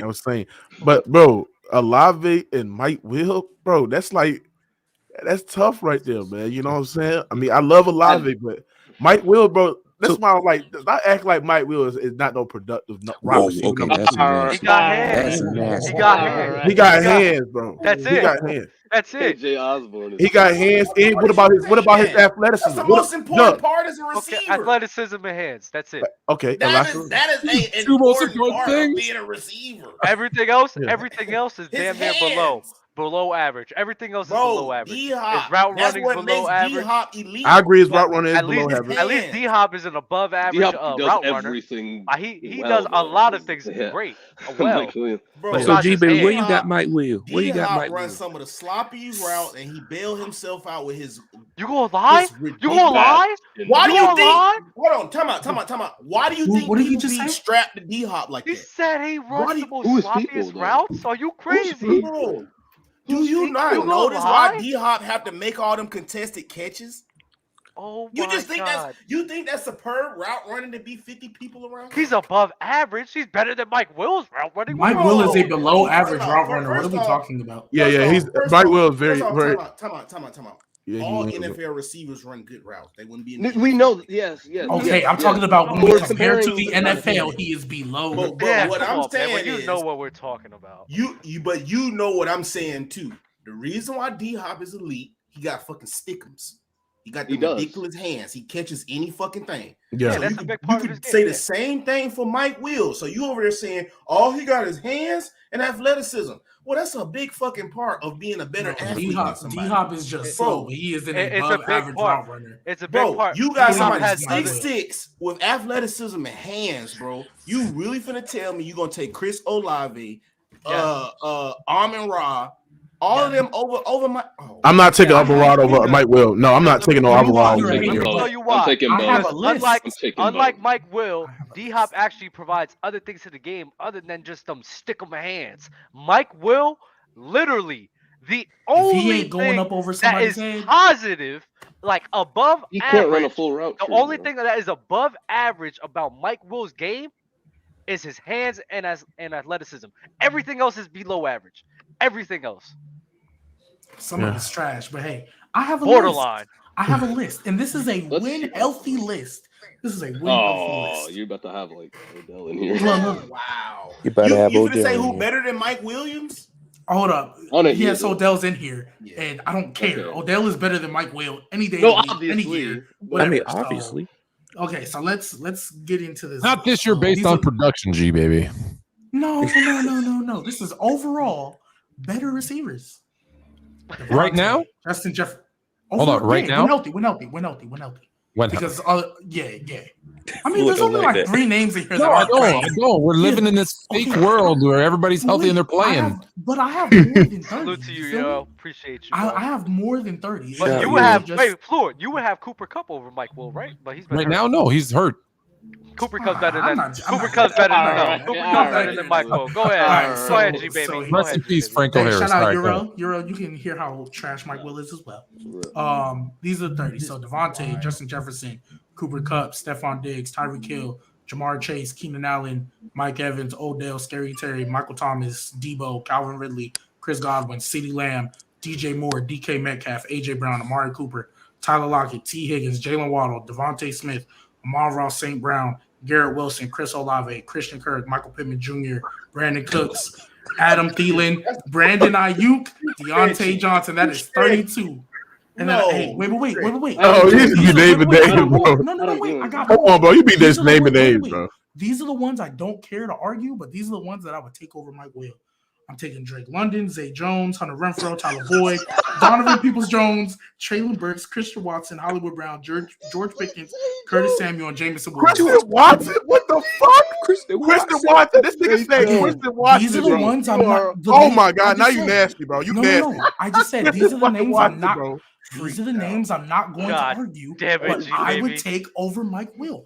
Before I said that, I gave you Get outta here. 32 names. I Get gave outta you here. 32 names. I'm Nah, gonna make bro. sure I don't include the other one. Donovan. I gave you 32 names. that I was gave you nasty. 32 Nigga, you are names. hilarious. This was bro. almost You are as nasty hilarious, as bro. Trent Sign named me That is 30 nasty. receivers better than Christian Kirk. Which is cat, by the way. Christian Kirk is a top 30 receiver. You push the top 25, but I'm not gonna put him Yeah, there yet. Trent was being nasty. We know this. I wanna show you guys the safeties, and then we're gonna get into the Herbert talks. What up, this- Euro?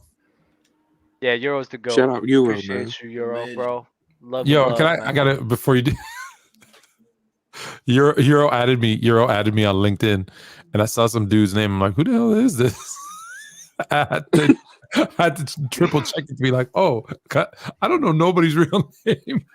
What's it? Oh, Sebastian. I don't even. I still. I can't remember. Dang, you gonna put him on blast like that? Yeah, Chris yeah, Godwin? Hey, I'm not taking You gonna put him on blast? What's wrong for with this you, number? Jacob? That's crazy. Sorry about that, Euro. You know what? You know better, bro. L host. Y'all got it. Y'all got it. Put it in the Hey, chat. bro, he is moving kind of federal. That's Officer just Dub, outed this Officer Dub, man. Officer Dub. that's crazy. Dub has to leave. Dub's out. Dub has to fight out Where your himself. mom at, son? That is crazy. Oh man, that is not why I brought it up, Euro. My bad, yo. Not Yeah, I did not expect that to happen. I gotta be put on suspension for that or something. That's my bad. that is crazy. That's wild. Spam will bash shit in the chat. He doubled down on it. That's crazy. I thought it was bad. I thought it was bad when I put J Rob's girl's name in the chat. You said it fully. That's never going anywhere. You can't edit that out. That's crazy. I mean, hey, bro. I mean, if it already came out, might as well live on it. You feel me? Yeah. Hey, come on, bro. Hey, We got yes, the- but wow. Dub, your voice is right behind now. your camera, by the way. What? I said, Oh, it's Joe, good now, I think. your voice. Oh, it's man. caught up now, but your mouth was moving and your voice was like too, like. Oh, it steps was lagging. ahead. It was lagging. Hey man, no CJ Gardner Johnson on the NFC side. Oh, He Lord. was really good. What? I don't mind those two though. How are you? Those two I can't. He is. This is let I mean, you know. Hufanga on the I'll best defense let in the you league, know. so- We got Hard Buda Baker. We got Over Buda Baker. Pike. We got Fuck Buda the right. Baker. We got Buda Baker, and how the hell you say that name? Hufanga. I just say Tulanda Hufanga. Hufanga. Yeah, Tulanda Hufanga in the Detroit. NFC for strong safeties, and then we got Derwin James and Jordan Poyer for AFC. Yeah, I think Gardner Johnson got on sub. I mean, he didn't get snubbed. snub? I would have liked to see him in there, but I he could didn't see get him in there. snubbed. That'd be. He didn't get fun. snubbed. I think these for two sure. are good. Yeah. And then the AFC, yeah, who's better? Yeah, no one better than Derwin. That's for sure. Mm-hmm. No. Floyd, you don't think Gardner Johnson should made it? CJ Gardner, I heard he been snapping over there with Philly. Right, Dub? Yeah, That's your team right there. He hasn't. I mean, the whole team has been fucking snagging everything. So. Oh yeah. The worst part of y'all team is the run defense, and the run defense is still good. So Jordan Davis got hurt. Yeah. That's true. Darwin James. Yeah, he made it. So yeah. Derwin James. All right. After that little mishap, I apologize, everybody. Apologize, Euro, if you're still in there. Well, we're gonna get to the title of the video, bro. As you can see, the Chargers are in the playoff race, and there's been a little narrative about Justin Herbert and him not being able to make the playoffs. And after this season, with his guys being hurt and everything, the offensive line not being that great. If Herbert makes the playoff, Mookie, I'll start it off with you. Is it impossible? Can the top 5 conversations start off with Justin Herbert being the top 5 quarterback? No questions. I mean, first of all, we already know he's a top 5 quarterback, right? But the question got to be asked: I do. Yes. Is he's a top 2 quarterback in the NFL, man? First of all, wait, hold on. Come on and do the roll. He's cooking. Hold on. Pipe down. Because these some facts that I'm really doing. Hold on. Shut up, bro. Shut up. Because what I'm about to tell you, what I'm about to tell you is facts. Turn that light on, nigga. Real talk. Now I'm about to tell you facts, nigga. Right? What you look at what Justin Herbert has been dealing with, he has been in the worst situations of any top 5 quarterback in football. His offensive line has been banged up. He's been missing his 2 top receivers from half of the goddamn year, most of the year, right? His offensive line, he's been missing one of his best right tackle in football in Slater, right? His defensive line has been banged up. His secondary has been banged up, right? And for what Justin Herbert has been doing this season has been nothing but just greatness, right? That's the thing about Justin Herbert. Y'all sit there, and the only thing that y'all had bad for this man is that he missed the playoffs. But I'm all about football as an ultimate team sport, right? Yeah, if you look at what Justin Herbert has been dealing with coming into this league, his defense have given up 28.9 points per game in his first year. Right, the second year he threw for over 5,000 yards, 40 touchdowns with a completion percentage over 66%. Their defense gave up 28.8 points per game, and it was a third dead last defense in football, right? But nobody's not going to sit there and look at Justin Herbert, sit there and say you was the reason why you didn't make the playoffs, right? We're going to sit there and elevate the greatness of Justin Herbert because he put. I want to be clear. Hold on, I'm not done yet. I'm not done yet. I am not done. Hold on. I am not done yet. So then going into this year, right? Keenan Allen, Mike Williams been missing games. Mike Williams missed 5 games. Keenan Allen missed 7 games, right? What he's been doing with practice squad wide receivers and Palmer and Jared Everett, guys are mid. Nothing special. Then you look at Austin Eckler. Your offensive line blocking has been bad this year. Austin Eckler, he's a great catcher off the backfield, but he's not known for beating you downfield between runners between the tackles. So he's been relying. He has been relying on. Hold on. I'm not done yet. Motherfucker. I'm not done yet. Let me talk. Stop interrupting me, man. These are some facts right there. This is the gospel right there that you need to listen right there. So mute your mic right now. Thank you. Now, what I'm saying is that they were relying on Justin Herbert to throw the football, and he's been getting it done. Last game, Justin Herbert had a bad game. He didn't have a game up to his standards. But when you needed him to muster up a job, to put his team in a great position to win football games, he's done it. Scrambling to the right, finding Mike Williams for a contested catch, a great throw for Justin Herbert, putting that football into tight windows. That will make him great. And to think about this too, right? Justin Herbert is one of the most pressured quarterbacks in football. But you know why Justin Herbert can throw the football for 4,000 yards? You know why Justin Herbert can throw for 20 touchdowns while having an inadequate offensive line that can't block? It's his pocket awareness, the ability to step up, to find the reads, to throw the football in tight windows. That's what Justin Herbert do best, right? He is the only quarterback that I feel confident can sit in the table with Patrick Mahomes. Because at the end of the day, Burrow, Allen, who else? I forgot the other one. Patrick Mahomes, right? They have overall better weapons than what goddamn Justin Herbert has. Yes, Dub. Absolutely, Justin Herbert's a top 5 quarterback, and nigga, he's the top 2 quarterback in football. Like the video. Fluent, are you going or hold on, G-Baby, hold on. Who's going? G-Baby, You guys wait. can go. I only have a question. I'm the host. Oh, I'm sorry. I only have a question. I'm sorry, Dub. I'm sorry. All right, it's cool. Number one.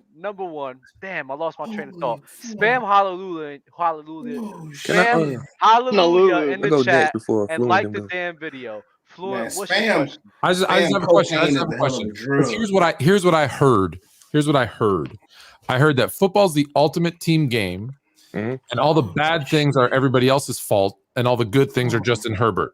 That's exactly what you said. If it's an ultimate team game, then all the receivers getting those yards. Well, that's a team game. All the blocking is a team game. No, you're not. Hold on. Hold on. You gotta understand. You gotta understand what I'm saying. I'm saying that football is ultimate team sport, but you gotta understand. Look at the diversity that Justin Herbert had to face. Right. The reason it's absolutely unbelievable to have his team 8-6 in the wild card, especially with the defensive line that's been in and out of the lineup. They've been hurt.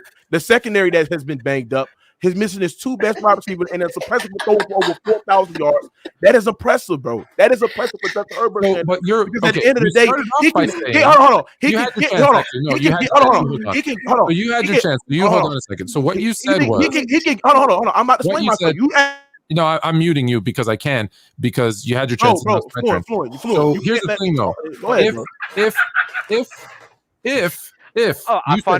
he finds the playoffs, he's gonna be top 2. But if he's out of the playoffs, he doesn't get knocked out of the top 5. No, but it's the ultimate team game. You're contradicting yourself, dude. You're like an enigma. How is that contradicting when I said lane and go down? How is that contradicting when we sit there and looking at what I'm saying is this: is that has the defense been banged up?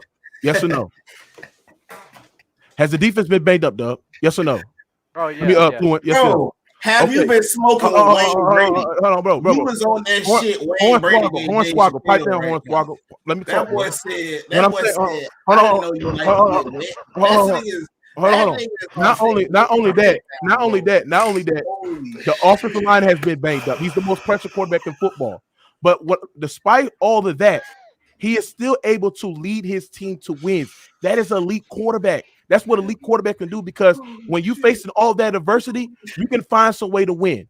And that's why we sit there and praise Justin Herbert for being able to done. That's all I'm saying. I don't think you're getting what I'm saying, but go ahead. What's so crazy? All them arguments you just up there talking about on cocaine. First off, Pablo Escobar, you should sponsor us. After that 20-minute soliloquy, that's facts. That's facts. Red on him right there. Him, you. I'm talking to you. After that 20-minute soliloquy, we should get sponsored by Pablo Escobar. That's facts. You was on cocaine, nigga. Hold on. Debunk my talking points, nigga. If you gonna sit there and say on my own campaign, debunk my talking points, motherfucker. The same talking points you use for Justin Herbert, you can use the same one for that nigga you hate on in Baltimore. No, he can't. No, you can't. Because he's actually losing his team games. That's the reason about Justin Herbert. He's putting his team in a great position to win games. Lamar Jackson is actually putting his team to lose games. Go ahead. Stop doing that reaction. This is what happened. The reason why I say he ain't putting his team in a position to lose games. What is Lamar's number one scratch? He don't win in the playoffs. No. That's not his number one scratch. His number one scratch is he's an inadequate passer. When you force Lamar Jackson to throw from the pocket, he can't do that shit. That's his number one stretch. And we have seen numerous of times, motherfucker, when the game is close and the game is tied, when they rely on Lamar Jackson to throw the football, he can't do it. So compared to a guy like Justin Herbert, he can do it. His pocket awareness is great. He has a talent of an arm. Can't have a football arm. That's talent that you can't fucking teach. I can find you 20. I can find you. Hold on. I can find you.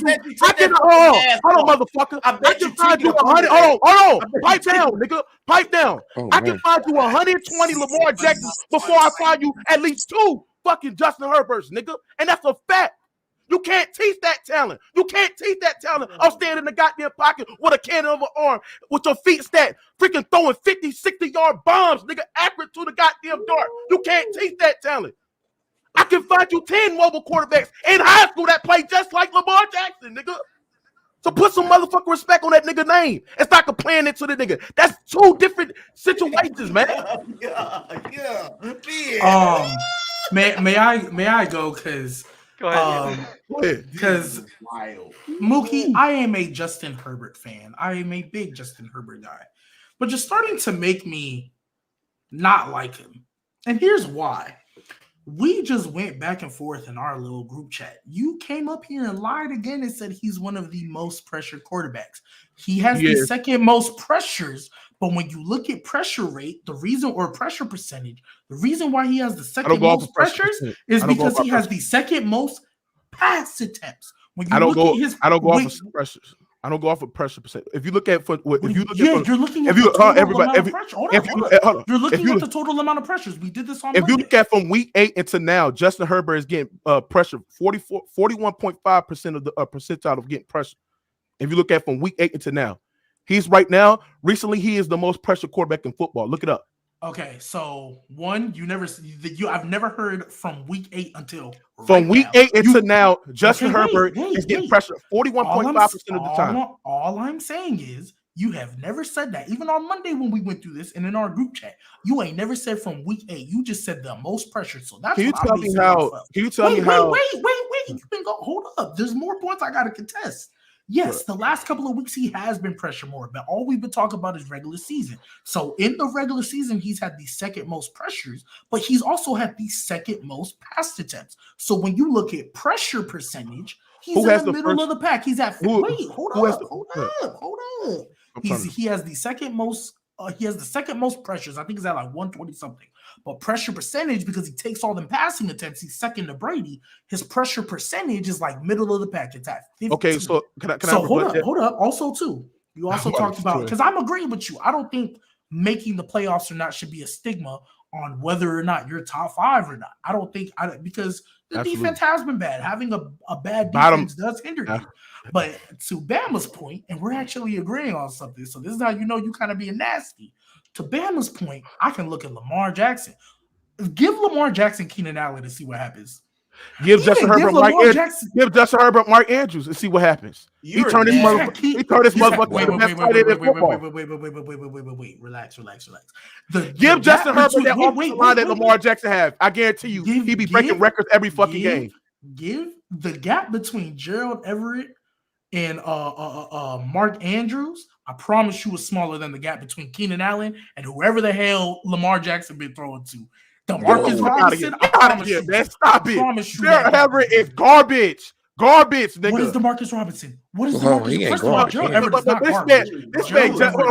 First of all, do not say no fucking Gerald Everett. Gerald Everett is not garbage. He is not garbage. Yes, he is. He's very garbage. He's average at best. He's a slow route runner. He's horrible out of the catch. Running after the goddamn catch. So can you answer that? What is DeMarcus Robinson? Everett, stop it. He dropped passes. Can you answer the question? What is DeMarcus Robinson? What is DeMarcus Robinson? Since we're comparing weapons, he's what is up there too. But what I'm saying, hold on. But what I'm saying is that if you give Justin Herbert a Mark Andrews, he'll turn him to the best tight end in football. Guaranteed. Wait. If you give, hold on. If you give Justin Herbert, hold on, G baby. If you give Justin Herbert Lamar Jackson's offensive line that's great with the run blocking and pass blocking to a certain extent, I guarantee you he'll be breaking records every year. Because at the end of the day, you give him the time to block and to find an open receiver scan. Can I ask you a question? Go ahead. Can I ask you a question? Let's just say we give Justin Herbert Mark Andrews. Does he still have Keenan Allen and Mike Williams on the outside, or are we taking that away? Take Keenan Allen away. And Mike Williams? And Mike Williams? Because Mike Williams clears any receiver the Ravens got. Clears. Well, according to you, he's a bum. So, he's not even the top 30. He's not even. According to you, he's a bum. According to you, Mike Williams is a bum. He's not even the top 32 goddamn wide receiver. So come on. According to you, I bet you think that Mookie, you're right. I don't think he's top 30. I think he's a bum. That tells you how bad the receivers are on the Ravens. If I think Mike Will clears them, that tells you how bad they are. If I think Mike Will clears them receivers, and I think Mike Will is ass, what you think the Ravens receivers are? Listen, the Ravens receivers is not really good. I'm not gonna cap their receivers not good. But what I'm saying is that even give Justin Herbert Guyton. Guyton been out. He's a great speed wide receiver. Give Justin Herbert at least. Hold on. Hear me out. Give Justin. Hold on. Hold on. Give. Hold on, G baby. Watch this. Give Justin Herbert a speedster wide receiver in Guyton, right? That offensive line that Lamar Jackson have in Mark Andrews, he will still be throwing for damn near 4,500. Lamar Jackson have his ass. No, it's not. It's not really ass. Yeah, it is. Hold on. Compare it to the Chargers offensive line. It's night and day. It's night and day. And they might be where Ravens offensive line is ranked compared to it's horrible. Because didn't their left tackle get hurt just like Rashawn Slater? Didn't they lose their left tackle, whoever it was, for the year? Yeah, they basically in the same tier. But what I'm saying, even then, you saying give. First of all, we went through this in the group chat, and I don't know if you was really paying attention. Stop mentioning Guyton to me, because in the 3 games he was healthy, he played 5 snaps, 8 snaps, and 16. Yeah, because he wasn't getting more reps. He wasn't getting more reps than what was his name? DeAndre Carter. Right? No. But it's the thing. I think Justin Herbert. I think if you pair him up with a speedster wide receiver that can burn you down quick, or a wide receiver like Chris Olave that can burn you down quick, that would work. That would help work with the abilities and talent that he had, because he has a cannon of an arm. If you look at Mike Williams and you look at Keenan Allen, they are possession receivers. So if you give Herbert a speedster wide receiver, a pretty productive speedster wide receiver, bro, that would help best with his ability, because now they can burn you downfield. And if you block, basically you're saying give Justin Herbert a top 30 receiver. Like if you give him like a Chris Olave, right? Give him a Chris Lamar Olave. Jackson have? What does Lamar Jackson have? Lamar Jackson has the best tight end in football, sir. But he also has one of the best tight ends. Wait. Is one of the tight ends that Lamar Jackson have? Are one of them top? Mark Andrews. Hold on, everybody. Mark Andrews is greater than Keenan Allen. He's better than Mike Williams. He's better than all the weapons that Justin Herbert has. Just answer one question for me. And then Doug, we can move on. Okay. Are any of the receivers that the Ravens have, are any of them better than Gabe Davis? No. We can move on. Thank you. No, I named 50 guys better but G baby, you not, bro. This is the thing which I don't understand. Mark Andrews is like a receiver for the Baltimore Ravens. That's Lamar Jackson's first read when he dropped back. So when his first read not there, Lamar Jackson reverts to scrambling out the pocket. He reverts to running downfield. And the thing is that Mark Andrews is greater than Keenan Allen, and he's greater than Mike Williams combined. This man is an unbelievable weapon. Unbelievable weapon. Now, what I'm saying is this. Hold on. And what I'm saying is this. What I'm saying is this is that if you look at Mahomes, Burrow, what I'm missing? Allen. Josh Allen. Josh Allen. Those guys got way better weapons than goddamn Justin Herbert. And I'm saying is this: if you give Justin Herbert a Jamar better? Way better. Yes. Way better? Yes. Joe Burrow has way better. Keenan Allen clears every receiver. No, you don't. Keenan Allen is not better than Jamar Chase. I'm talking about Mahomes. Here's the thing. Mahomes got the best tight end in football. Justin Herbert. Juju's not trash. But Keenan Allen clears him. Justin Herbert. I'm sorry. You have to have success in the playoffs to be an elite quarterback. Sorry. And I know that this team and all of it, it's not all his fault. I get it. You want to call him an elite talent? Sure. You want to say he has an elite arm? Great.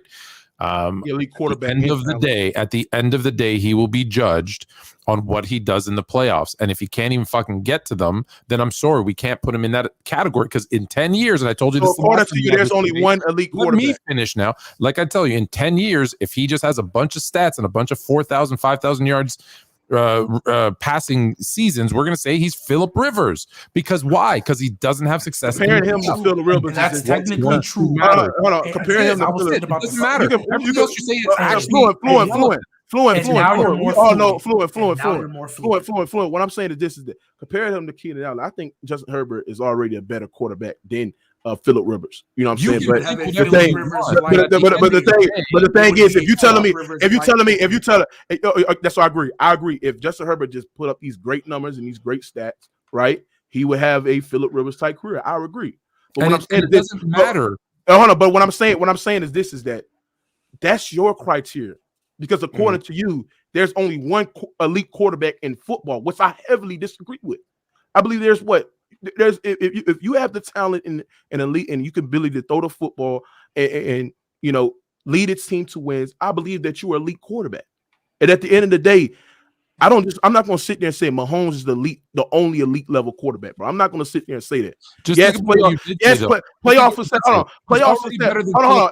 Everybody. Hold on, bro. Playoff success. Hold on. Fluent. Playoff success. That matters when we talk about where he ranks up with the all-time great quarterbacks, right? But during the time that Justin Herbert plays and the numbers that he's putting up, this man, the only quarterback in NFL history who has at least 4,000 pass yards in his first 3 seasons. That's elite. The only one? Man, that is elite. That is elite. That is elite. That is elite. That is elite. That is elite. No quarterback has ever done that. No other quarterback has ever done that, nigga. But they've never thrown more passes than they do right now. Bro, but the thing is that they don't have no consistent running attack, bro. So they relying on this man to throw the football. Hold on, pause. Time out. When you say they don't have a running attack, I'm sorry. When you throw a half-yard screen to Eckler, that's a run, bro. Yeah, but that's the thing. That's the thing. You prove my point. Austin Eckler is a great. Austin Eckler is a great. He's a great. No. Austin Eckler. You're proving my point.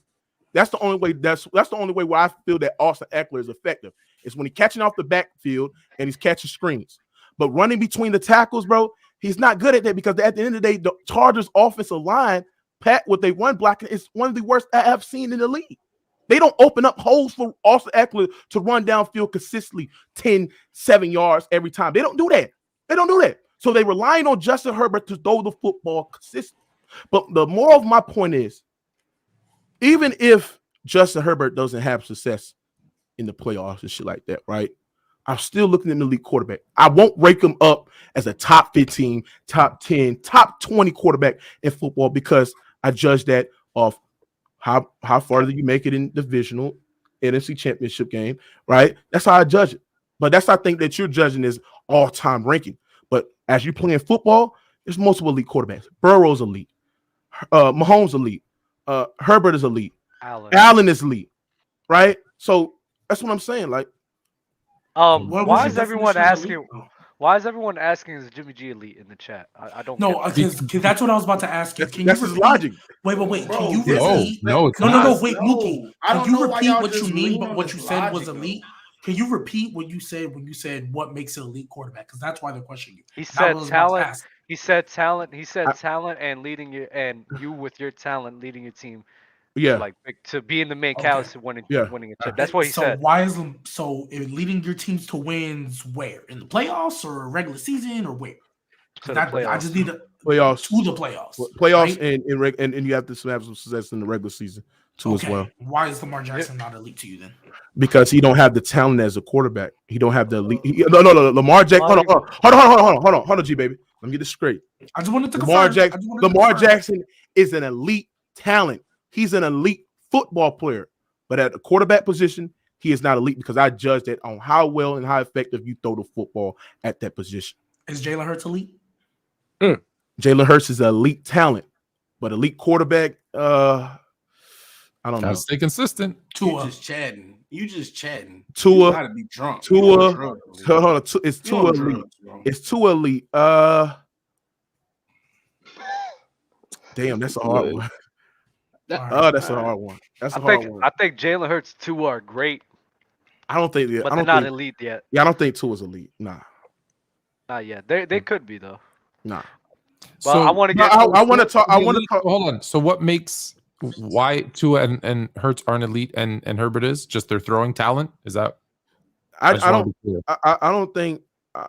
think Tua has an elite talent. Like Lamar Jackson has an elite talent. Like the man is he's an unbelievable downhill player. He's unbelievable with his legs. The way he's shifted. Yeah, because the reason why you don't know that because you don't know what the fuck you be looking at. You don't know. I know. You don't know what can make Tua. I know what makes if Tua just gets that deep ball down, what makes Tua elite is his anticipation, how fast he gets rid of the ball. So if he figure out a way to fucking win games, like I'm telling you, definitely in the playoffs, figure out a way to beat people like Josh Allen and Patrick Mahomes on the road in cold games. Well, we're going to look back on and say what makes Tua elite and why he's able to beat those guys, how quick he distributes the ball. It's nothing you can do with that. On top of it, they run an RPO, and he's deadly within that scheme. On top of it, because the RPO was almost dead until Mike McDaniel and Tua made that shit look like a fucking cheat code. That shit was about to slowly die out. Yeah, so what makes Tua elite? What makes Tua elite is his anticipation. Go watch. I understand you don't know how to, but go watch a Dolphins. I'm damn. I know with a stopwatch. I just don't think elite. I do PFF shit. I do bullshit like that. And time, how fast Tua get rid of the ball. That's what makes him fucking elite. And then you can look around all the NFL and time, how fast they get rid of the ball. It's unique. But Tua don't have a great arm strength. And yes, he does have a great accuracy. But it does because when you underthrowing receivers hold on. If you underthrowing receivers that's wide open that has walk in and touchdown, you throwing them 20 30 yards in the air. How is that elite? How is that really elite? The only thing you can say about elite, you need a conversion. He's surgical with it. I think IQ, because that's all into his IQ. I think IQ overweighs him being able to stretch the ball down the field. I was about to say, I could be really nasty with the Tua has the potential. Tua definitely has the potential to be an elite quarterback. He does have the potential, but he's not an elite quarterback now. He's not. I mean, you can't. It's because of their youth. But if they replicate the seasons they had, especially Jalen for sure, if he replicates that season again, you're going to have to revisit it. I ain't going to say elite because, like I said, bro, I think it's Patrick Mahomes, Brady. Well, if you just want to go off careers, Patrick Mahomes, Brady, Aaron Rodgers, and then after that, them boys is emerging. Them is the only elite quarterbacks we got right now. And what's your definition of elite? What's the definition of elite? Bro, the talent meets what the accomplishment of them boys winning games. You can't sit here and say that the Chiefs don't win without Patrick Mahomes. Same thing with the Patriots. Same thing with the. And you can say that same logic with Herbert. You can say the same logic with Herbert. But regardless of whatever you say, them boys made the playoffs and then had Super Bowl runs. Herbert ain't did that yet. So you already crowning somebody with these dudes and already put in work and then made. Yeah, but I'm not gonna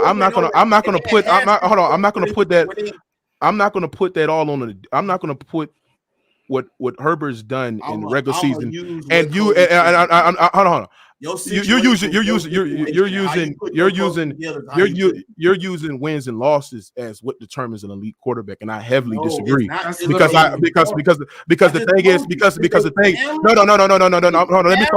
let me talk. Top 5 talent. Yeah, but you can have the talent. Hold on, you can have the talent and lead teams to put teams in a great position to win games, and then the next thing you have it where you have a minute left to go in a game, and your defense give up a costly field goal or a costly touchdown, and we're going to blame that all on the quarterback? No, football is an ultimate team sport. I don't use wins and losses to sit there and say, oh, that what makes an elite quarterback or not, because according to you, that's only one elite quarterback, and that's Patrick Mahomes. What I'm going to sit there and say is how talented as a quarterback is, how well did he put his team in great position to win, even though if the outcome comes in a win or the outcome comes as a loss. I don't look at playoff success because at the end of the day, this is why I ended right here. So you tell me the difference between Justin Herbert's situation and Deshaun Watson situation, because he only had like a 5-11 season and he had straight bullshit over there. Straight bullshit. I think Deshaun. I think he got a way to make the playoffs. He still No, he had D-Hop. He had D-Hop. No, don't do that. Don't do that. He had D-Hop. What are you talking about? Herbert has Keenan and Mike. What happened when? Everybody, hold on. What happened when? Hold on, G babe. Let me ask you something. What happened when D-Hop left the team? Right. Hopkins was putting they had the worst. I mean. No. Hold on. Let me say this. Let me say my point. Let me say my point. No. Hold on. I'm gonna tell you something. What happened when Hopkins left that team? In the 19 to 20, I believe it was it 19 to 20 season? 2019. Then 2019 to 2020 was his last year. 2020. The 19 to 20 season where Deshaun Watson led the lead in passing yards, and he had a great passing touch as well. I still look at DeAndre. What's that nigga name? Deshaun Watson as a elite quarterback. Even though when he missed the playoffs and the Texans was one of the worst teams in football, I still look at Deshaun Watson as a elite level quarterback. And the defense on the Texans went from according to you, Bama, dropped dramatically. Deshaun Watson, so you telling me Deshaun Watson dropped from being an elite quarterback a couple of years with Texas, and then since he had a losing season with the Houston Texans, he dropped from being an elite quarterback to not elite quarterback because he didn't win? You a real ding dong. I just told you. That's why he's getting just Herbert. Because I said no. I'm just saying, according to your logic, he was losing. He didn't use that talent to win games. So according to you, in 19 to 20, he was not an elite quarterback. He was in a situation not to succeed. Had a horrible offensive coordinator, unlike Justin Herbert. Okay, so you put that context on D-Hop. You're not gonna put that context on Justin Herbert? Justin Herbert doesn't have a good. I was like, Justin Herbert got trash. Regardless whether the offensive what are you talking about? Bad or not, he is still being catered to for us with the offense and how it's being set up to help him out. Joe Lombardi is the most conservative play caller in football. What are you talking about?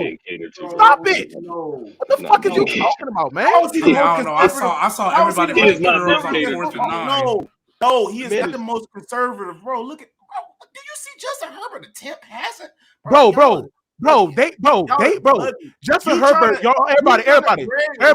Justin Herbert, no. Justin Herbert yards. Hold on. Justin Herbert. He's not as bad as Greg Roman, but I understand that. But Justin Herbert yards per attempt should be way better than what it was this season. But the thing is, they won check down plays with Austin Eckler. They use Justin Herbert like he's a 37, 38-year-old quarterback that lost all his fucking arm talent and shit.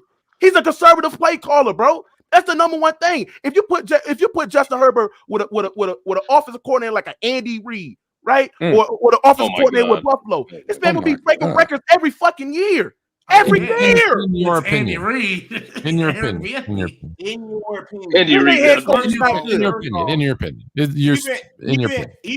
Even though Justin Herbert has arm talent, he cannot do none of the shit Patrick Mahomes do for us. Patrick Mahomes improvise. Then why did Patrick Mahomes sat there and said why did Patrick Mahomes sat there and say Justin Herbert can make football throws that no other quarterback can't do in the league, including me? Y'all said a lot of players were better than him. That don't mean nothing. That's what players do. That's what no. That's what his peers. That's what hold on, everybody. That's what his peers said. Patrick Mahomes sat there and said Justin Herbert can make throws that no other quarterback can make, including me. Because he watched him on field every single week when they have the game plan to go against other teams. So what I'm saying, hold on, what I'm saying is this: Tyreek Hill also said that shit too. So I ain't trying to hear none of that. Tua said that. He said Tua was more accurate. I feel that, but at the end of the day, when you turn the fucking tape on, Justin Herbert, Patrick Mahomes, you drunk as hell. But the thing is, you're looking at talent. I agree. Patrick Mahomes is more overall No, talent. I'm looking at impact too. I'm looking at impact because he had Tyreek Tyreek Hill. No, Patrick Mahomes came in football heaven. He came in football heaven. He had Tyreek Hill. He had fucking goddamn Travis Kelce. What are you talking about? Nicole Harmon. What are you talking about, man? What are you talking about? He had one of the greatest play callers of football we have ever seen in NFL history. I want to read this. He came in football heaven, bro. Give Herbert that talent. I want to get to the next topic, man. Okay. If you give Herbert the Ravens O-line, he is going to die because the entire line is third stringers with a Pro Bowl left tackle and barely plays. Kevin's offensive guard Kevin Zeitler has also been hurt. The O-line is trash. I was about to say the Ravens O-line is not good right now. Hey, but I remember a while back. I was thinking about months ago. I was outside. Remember that I was at the pod outside, and I said that that Herbert can be in that conversation, and the whole panel except for Dub, Bama Fluent, and then were on me talking about how the hell Herbert can't be in that top 5 conversation. And look at us now. We're talking about Justin Herbert, a top 5 quarterback. Just love to see. I mean, I wasn't on the show because I would have told you you was on point. It was me against the world. I had Brady top 5. I mean, I had Herbert top 5 coming into the year. Yeah, I did Ben. Y'all put Ben in the burner for no reason. I felt bad for that. Shout out Ben, man. Shout out Ben. Man, your ass still in the burner. Ain't no shout out. Do it when it matters. Do it when it matters. Herbert, that nigga, man. If he gets his team into the playoffs, can I ask? in round one, I'll give him. Let me ask something real quick. We're looking at great. Go ahead, Nigel. How come? Okay, so we talking about winning with Justin Herbert, right? Every year at the end, there's always a quarterback or two that we look at and we're like, how the hell did they make it all this way? Every year, you can Ryan Tannehill, Blake Bortles, Jared Goff, Jimmy G, Case Keenum. Basically every single year, we see somebody that we know is not at the top that ends up winning. Yet we continue to put winning on this like pedestal as if it's the number one determining factor. Y'all keep thank you. Every year. How do y'all overlooking this? Let him cook. Nigel, no. Go ahead. I just want to say something because I fought with Nigel. Nigel's very intelligent, unlike your ass rated triple X. No, I'm very intelligent. I played the game. I played the game, bro. Me too. College pro, arena. Me too. I played the All Pros level 2, bro. And if you played linebacker, I would have crunched you, nigga. No, you wouldn't. I played middle linebacker.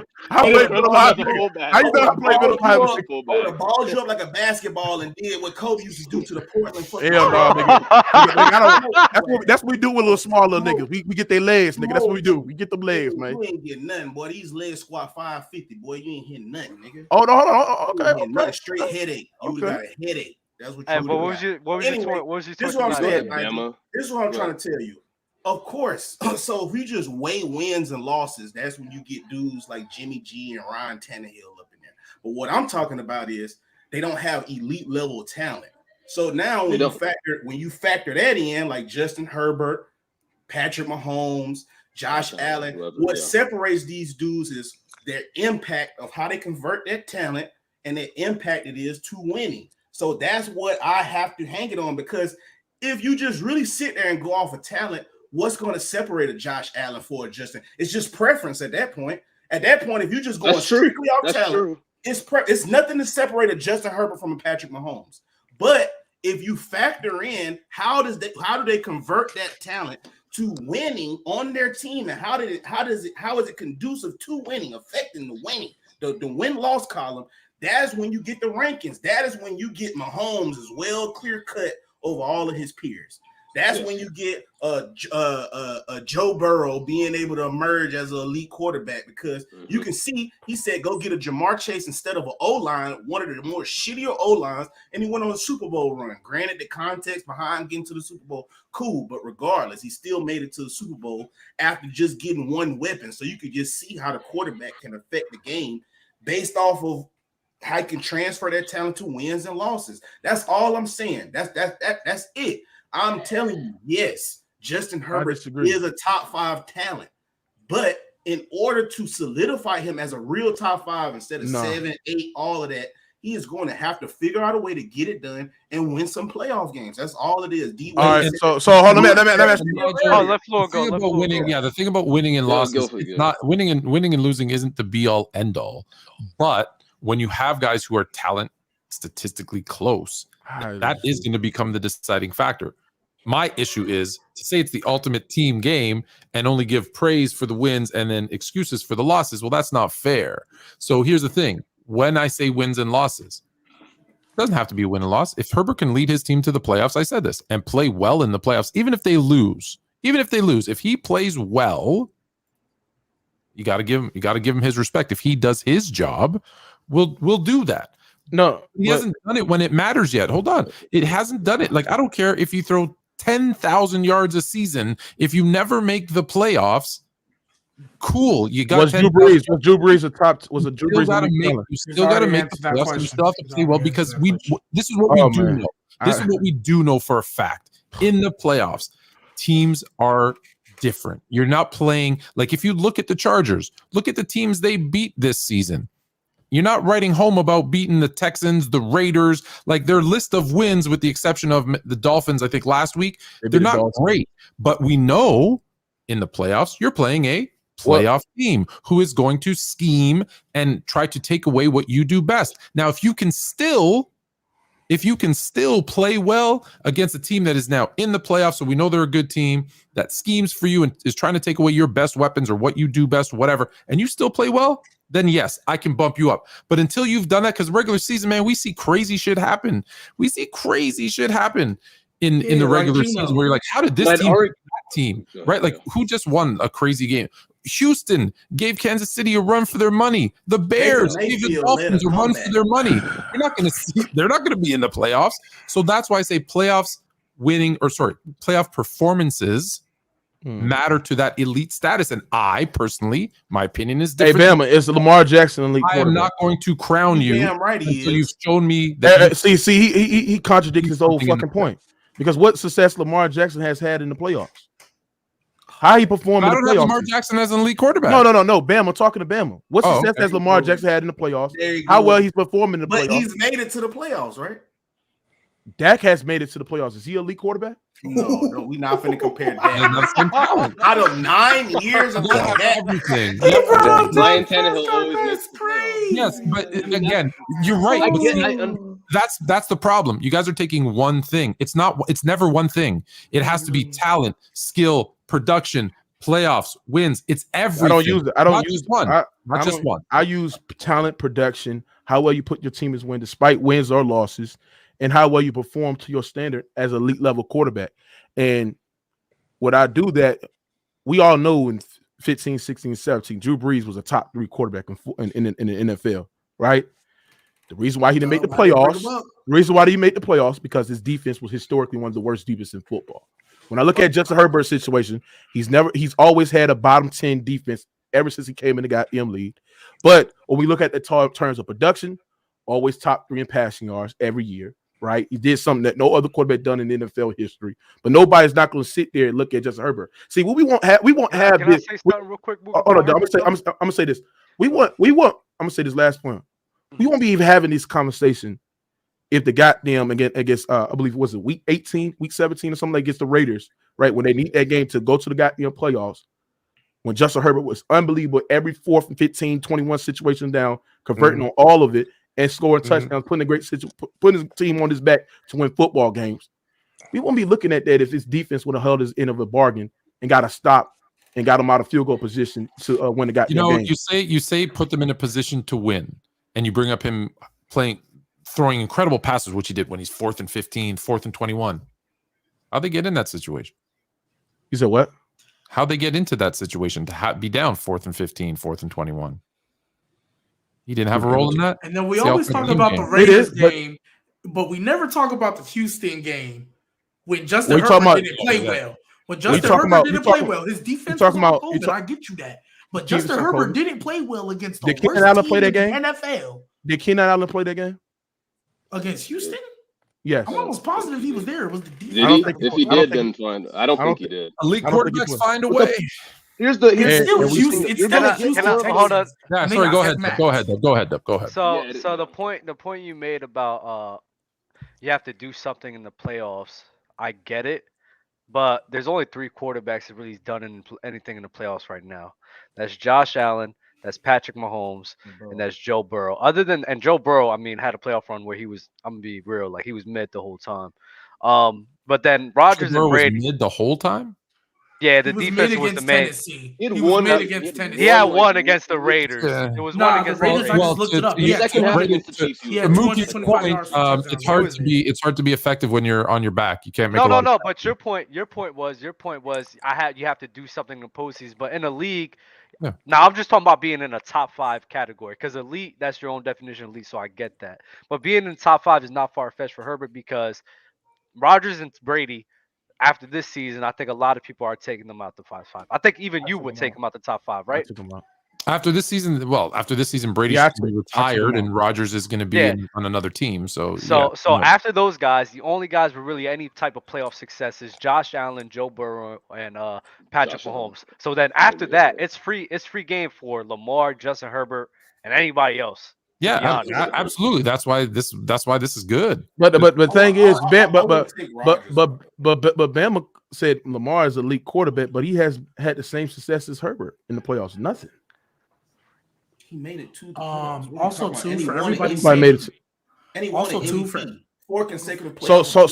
So according to you, it went. Oh, hold on. According to you, when Justin Herbert lead the Chargers to the goddamn playoffs, according to you. Your logic, he would be an elite quarterback.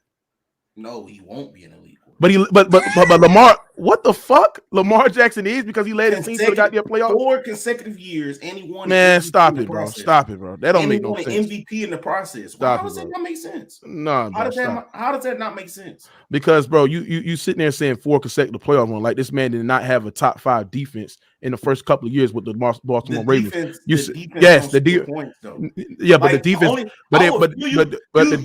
You nut ride that defense. But it's not like a fucking. Yes, it is. Yes, it is. Especially if your defense. No, it's not. Especially if your bed so fucking much. Especially I see Lamar Jackson wet the bed numerous of times. What are you talking about? And the reason why Lamar Jackson won his first playoff game. Hold on. The reason why Lamar Jackson won his first playoff game. Hold on. The reason why Lamar Jackson won his first playoff game is because off the defense alone, they held the highest scoring offense in the league in Tennessee Titans to below their average.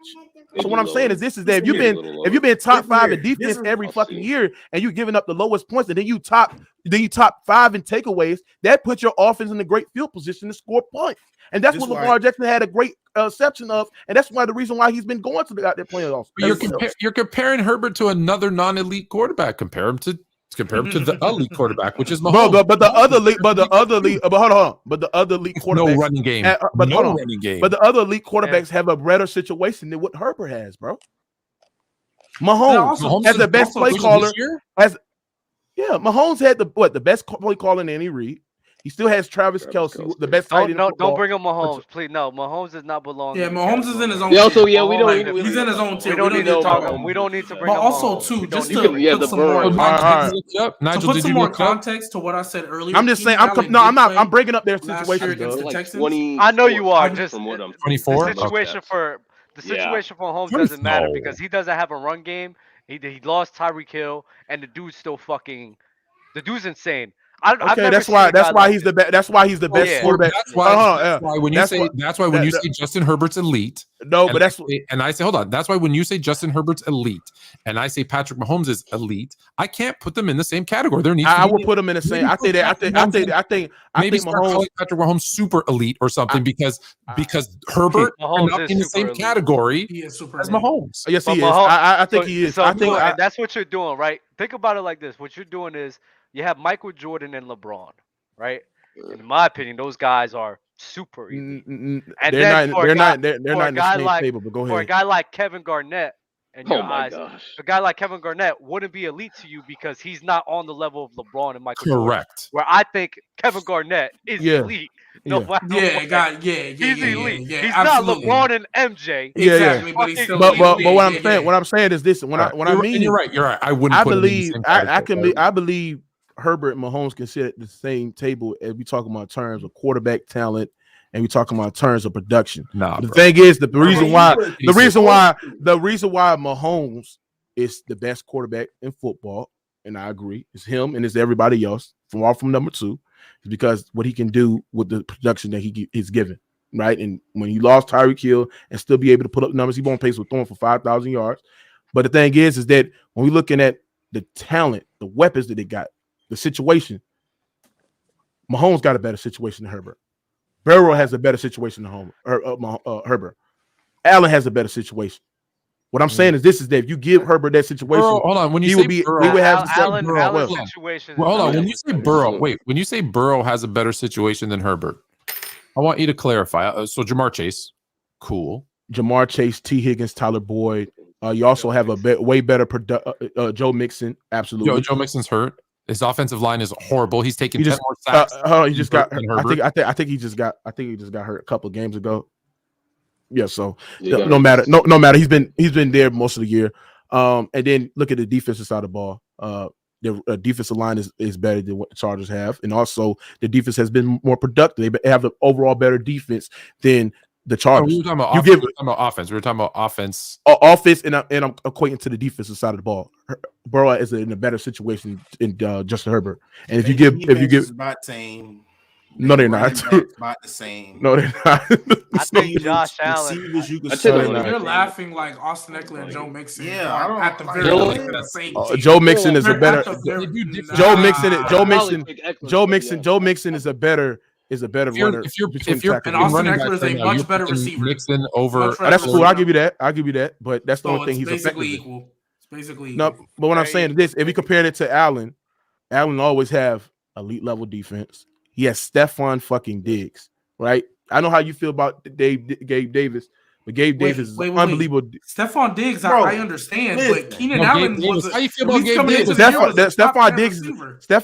Hold on. Top 50. You seen that video? Stephon Diggs is way better than Keenan Allen. Stephon Diggs is better than Keenan Allen, bro. It's not even close. Okay, but you talk about Keenan Allen. Josh Allen. Yeah, Josh Allen doesn't have that better of a situation than Justin Herbert. Yes, he absolutely. What you mean? How? No, he does not. He doesn't have. What do you mean? Hold on. What do you mean? Okay. He does. Okay. He has Stephon Diggs, which cancels out for Keenan Allen. Sure. No, it does not. Mike Williams is better than Isaiah McKenzie. Mike Williams clears anybody else that they fucking. No, it does not. I think Gabe Davis is better than Mike Williams. Oh my God! Oh my God! No! You're lying. Better than Mike Williams, but you don't think Chris Olave is better than Mike Williams? Yeah, that's wild. I want to give a plug right now. I want to give a plug right now. No. Before you say that, G baby. Hold on. G baby. You sat there. Hold on, G baby. You sat there. Hold on, G baby. You sat there and said Mike Wills is garbage. He's nothing special with him. He's not even in the top 32. Did you not say Mike Wills was top 30? You said Gabe Davis was better than him. What are you talking about? No, I didn't. You said Gabe Davis. Your list against you, but not admitting to what his list. Top 50 receivers better than Gabe Davis, bro. I agreed with every single. Okay, everybody. Okay, even we agree that Mike Williams and Gabe Davis can't slot. This man has Stephon Diggs. That overrides Keenan Allen. Yes, it does. Yes, they do. Yes, they do. Yes, you do. What is the difference between Gabe Davis and Mike Williams? Oh my God, he's a better receiver. Let me ask you, what did Mike Williams do better than Gabe Davis? Everything. Deep threat, contested catches. He's not everybody. Okay, I'll give you contested catches, but he's not a better deep route runner than goddamn Mike Williams. Mike Williams. I said a deep route runner. I said a route runner when you run deep routes. He's a better deep route runner than goddamn Mike Williams. If you want to argue that, and Gabe Davis is just and Gabe Davis is just faster. That's it. And Gabe Davis is no. Everything else besides speed is on Mike Williams' side. Everything. Man, Gabe Davis. If you're looking at Gabe Davis, let's look at this. Babe, what was you about to say? Babe, what was you about to say? Numbers aren't great. Shout out to Doug. He famous now. He made hurdles. Them boys got like 4 million followers, and they agreed with 50 fucking receivers better than Gabe Davis. And they did agree. That is insane. You're up here on fucking drugs telling us that Gabe Davis is better than 752 yards, 42 receptions, 6 touchdowns. They agreed. I didn't know they his average yards per game is average yards per catch is 18.0. Stop it, bro. Stop acting like Gabe Davis. Is his catch percentage but even if I give you that, oh my god, bro. Hold on, Josh Allen. Hold on, G baby. Josh Allen has a better offensive line than Herbert, right? He has a way better defense. Way better. Nigga, what you making them eyes for? Nigga, it's not even close. The Bills got arguably a top 3 defense in football, nigga. What are we doing? So he in a better situation, and his coordinator is way better than fucking Joe Lombardi. Stop it. Josh Allen's situation is better, but it's not by a mile. Yeah, his situation is better. Slightly Burrow, but Mahomes, and Allen have the best situation than Justin Herbert. But what Justin Herbert able to do this season to elevate his team to wins after playing with a low situation, and also been dealing with the adversity that he's been dealing with, and having the numbers that he has, and leading his team to game-winning drives to put them in great situations to win. That's the reason why I have Justin Herbert, ladies and gentlemen, as a top 2 quarterback in the NFL, ladies and gentlemen. Listen. I want to get into this next topic so badly right now, and I need everybody's answer. I need to know, is Ezekiel Elliott still a top 20 running back in the league right now? Yes. No, he's not. Top 20 running back, bro. Give me names. Hey, Doug. I'm quiet. I'm all ears. I'm gonna have to go out. Salute to everybody. Make sure y'all smash that like button. This was a great show today, man. I'll holler at y'all on Monday. Yes, sir. You be easy, bro. I can give you these names real quick for you if you want me to. Yeah, because I gotta go hear these.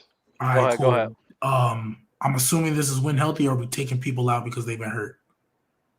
When healthy. I mean, if you got 20 names, bro, I just want to hear. Bet. Derrick Henry, Jonathan Taylor, Dalvin Cook, Alvin Kamara, Nick Chubb, Saquon, CMC, Austin Eckler, Joe Mixon.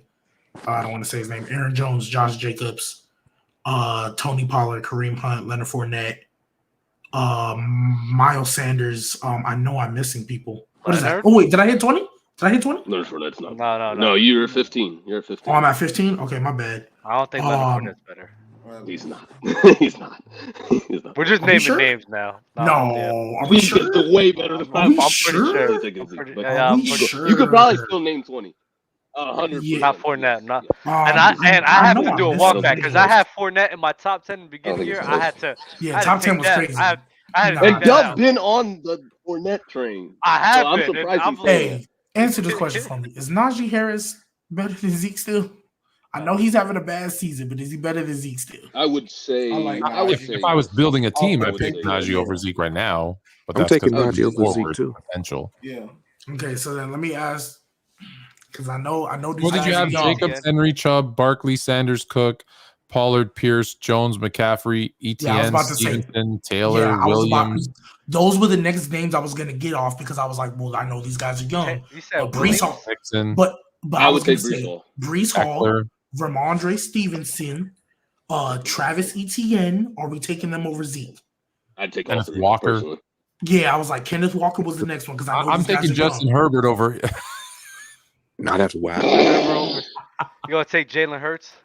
I'll take Jalen Hurts, Justin Herbert. Justin Fields. You mean Justin Fields? Justin Fields. Might as well pick your. Oh yeah, that's what I meant. Justin Fields. And then also too, David Montgomery or Ezekiel Elliott. That's close. David Montgomery is even the best running back on his team. So Khalil Herbert or Ezekiel Elliott. Khalil Herbert, yeah, maybe. You're being nasty. If he's healthy, I'm thinking Herbert. I'm thinking Herbert. That's why I wanted to ask about the young dudes because Kenneth Walker, Damian Pierce, Travis Etienne, Brees Hall, Javonte Williams. Yeah, Javonte. Oh, yeah, Javonte, yes. Yeah, that's the one I forgot, Javonte. So yes. I think that's 20. I think we have 20. I think that's damn near 25. That's crazy. Damn. You smoking catnip. I'm not going to hold you. J.K. Dobbins ain't better than Zeke, bro. The only one I have a problem with was Fournette. That's literally it. Is there any running back who's the second best on their own team that's top 20? Leonard Fournette. Oh, Kareem Hunt. Oh, I said Kareem Hunt. I said Kareem Hunt. I would say Kareem. Yeah, Kareem Hunt. No. I want to say Kareem. What you mean? You want to take Kareem Kareem Hunt? We not all of us. the same, bro. We were fighting. Was it Trent? Who were we fighting that Tony Pollard was better than Zeke? It was probably Trent. It was probably Trent. Right. Trent, man. Salute to Trent because I think I fought him on it. So yeah, me and Trent were on an island. I love how everyone loves doing this now. And then me on Discord. My TikTok comments is shut your ass up. I'm just doing that with Jalen because I was really on. Everybody saluting you for real. Everybody salute. Look, I show you. I don't even know what it says, but even right, you see the salute. Everybody just saluting all over the place. Started the wave, bro. That is crazy. We're trendsetters, bro. Super chat from Trent McGahee, bro. I'm just coming in here real quick because I'm taking money from people in 2K. Mookie, I heard you said Gabe Davis over Mike Will. You are drunk. That was one of the craziest things I've heard. That was definitely one of the craziest. Was he not on the show when you named the 50 names and he's like, man, like kind of don't disagree with any? I don't think he was. Not there for that? I don't think he was. I don't think he was. I named 50 like pretty easily too, which is crazy. Yeah, very easily. I want to talk about our lucre wages. I think most people agree this one. It's a fact. It's a fact. Listen. I think Gabe Davis is better. No. I'm not saying you was wrong. No. I'm saying I thought Gabe Davis is better than what Dub thinks. 50 but I didn't really have couldn't argue really 50. No, right when I started reading the names, right, you were sitting here like, dang, I want to argue, but it's like I can't argue with these guys. Yeah, J-Rob tried to argue one of the names, and we were at like 37. Then we got to 53, and it was like, yeah, I'm not gonna lie, that's a pretty good list. But anyways, I want to talk about our. Make sure to like the video. I want to talk about our lucre wages of the week, man. The main one is Tom Brady versus Justin Herbert passing yards. We went through a crazy debate last episode about that. Tom Brady versus Justin Herbert for passing yards. Players just going to take that. Diggs and Justin Jefferson for receiving yards this week. And Miles Sanders versus Tony Pollard for rushing yards. Players' choice will be taking Tom Brady, Stephon Diggs, and Miles Sanders. Use code Players' Choice, get a free $5. You get an extra $10 for any time you download the app, man. Who do the Chargers play this week? The Colts. Mm-hmm. Yep, the Colts. Hold on, they got 2 million views. Yeah. Damn. Yeah, 2 million. We had 2 million views in the same week. Damn. Yeah, we did good. We did good. That him naming the 50 players better than Gabe Davis got 2 point something million. And then Hurdle's IG posted it too. Who? Yeah, they did. Hurdle's like really popular, like an IG page. Okay. I'm not really on social media, so I don't know. Listen, this social media thing is weird for me, bro. Like I went to a Chick-fil-A one day. I lie to you not. The guy who was outside looking at Chick-fil-A was staring at me, and when he was staring at me, I said, yeah, what's up? Like, do I know you or something? He goes like, you seem so familiar. Are you like on a podcast or something? I'm like, oh yeah. He said you were checking up. Huh? Nothing. He definitely was, man. He definitely was. And I was like, I took a picture with him and everything. Oh, it was shit. I was at freaking McDonald's. I love it. I was at freaking McDonald's. Some guy came up and said, hey, you been from Gridiron? I said, yeah. And then this man said, I said, who got the worst takes on the show? He said, Bama. He saw someone drunk. He was drunk then. I know. Because your nasty ass don't talk enough. That's why. What you mean? Yo, my take's valid. Listen, I'll tell you this. I was on the panel on Tuesday. I was telling people about my youth basketball team that I coach. I seen that. You see, I played in a tournament. We went 5-0, 154 point differential. We destroyed everybody. I immediately got a message on IG. Hey, I have a son in the Toronto area. Do you guys have any spots available to sign him up? I'm like, hey, we got a camp started next week. Yeah, so it's funny. You're right. It's funny how this stuff happens. Nah, yeah, it is, and it feels weird, right? Don't it feel weird sometimes? No, I'm used to celebrity. Okay. Yeah, fluent. My friends back home, they'll just send me like, "Hey, bro, I see you on this podcast," and they sent me the Gabe Davis one, and then they sent me when I was talking about Emmitt Smith because a lot of them are Cowboys fans. So they're like, "Oh, look at you on the For You page being nasty and stuff." So yeah, it's hilarious. Fire, bro. But listen, we hit our 2-hour mark, bro. Appreciate everybody for joining the show, watching the video, liking the video. Make sure to like the video on your way out. Does anybody have any final words before we head out? Oh yeah. Oh, go ahead, Ben. Go ahead, Ben. Yeah. Two things. PC Madness, man. I'm gonna be on there with the music and all that. So make sure y'all hit the Discord, man, and go look at the bracket, man. Put your votes in. I think the prize like $500, if I'm not mistaken. Secondly, y'all, most of y'all know I got my own show, The Throwdown. We like on episode like 47 right now. Make sure y'all tune in to that. YouTube's Brandon from the Block, man. So yeah. Yes, sir. IG BMan923, all that.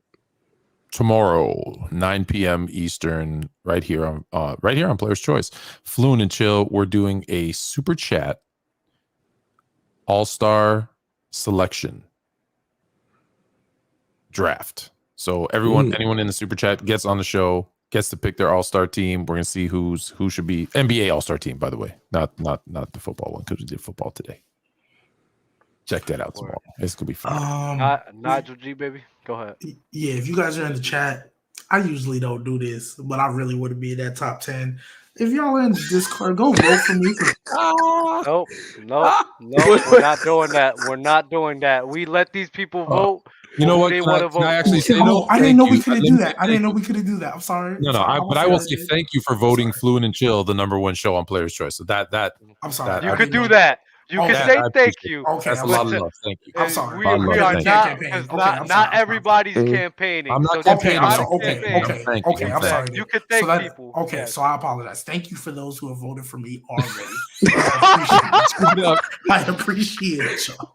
All right. Also, too, hey, PC Wrestling 2023. Yeah, PC the ones in the chat for PC Wrestling 2023. And stop playing with that man down in Duval. T-Law up next, man. You already know what it is. Nigel, what you got for us, bro? Nigel froze. Nigel should be more of a regular. I like Nigel. I've been saying this for a long time. When I first met him on TikTok, I was like, this dude, I like his takes. His basketball takes, but he's a good guy. He froze. Yeah. He froze. But anyway, bro, y'all like the video on the way out. Y'all be easy, man. G baby, stop trying to campaign because not everyone's campaigning. I'm sorry. I didn't know we couldn't do that. You could. It's not a rule, but it's kind of like it's about integrity, bro. If nobody else is doing it, you shouldn't be doing it. Okay, I'm sorry. If I'm voted #1, I'm gonna give everybody $10. Exactly. Yo, y'all be easy. Peace. Now you're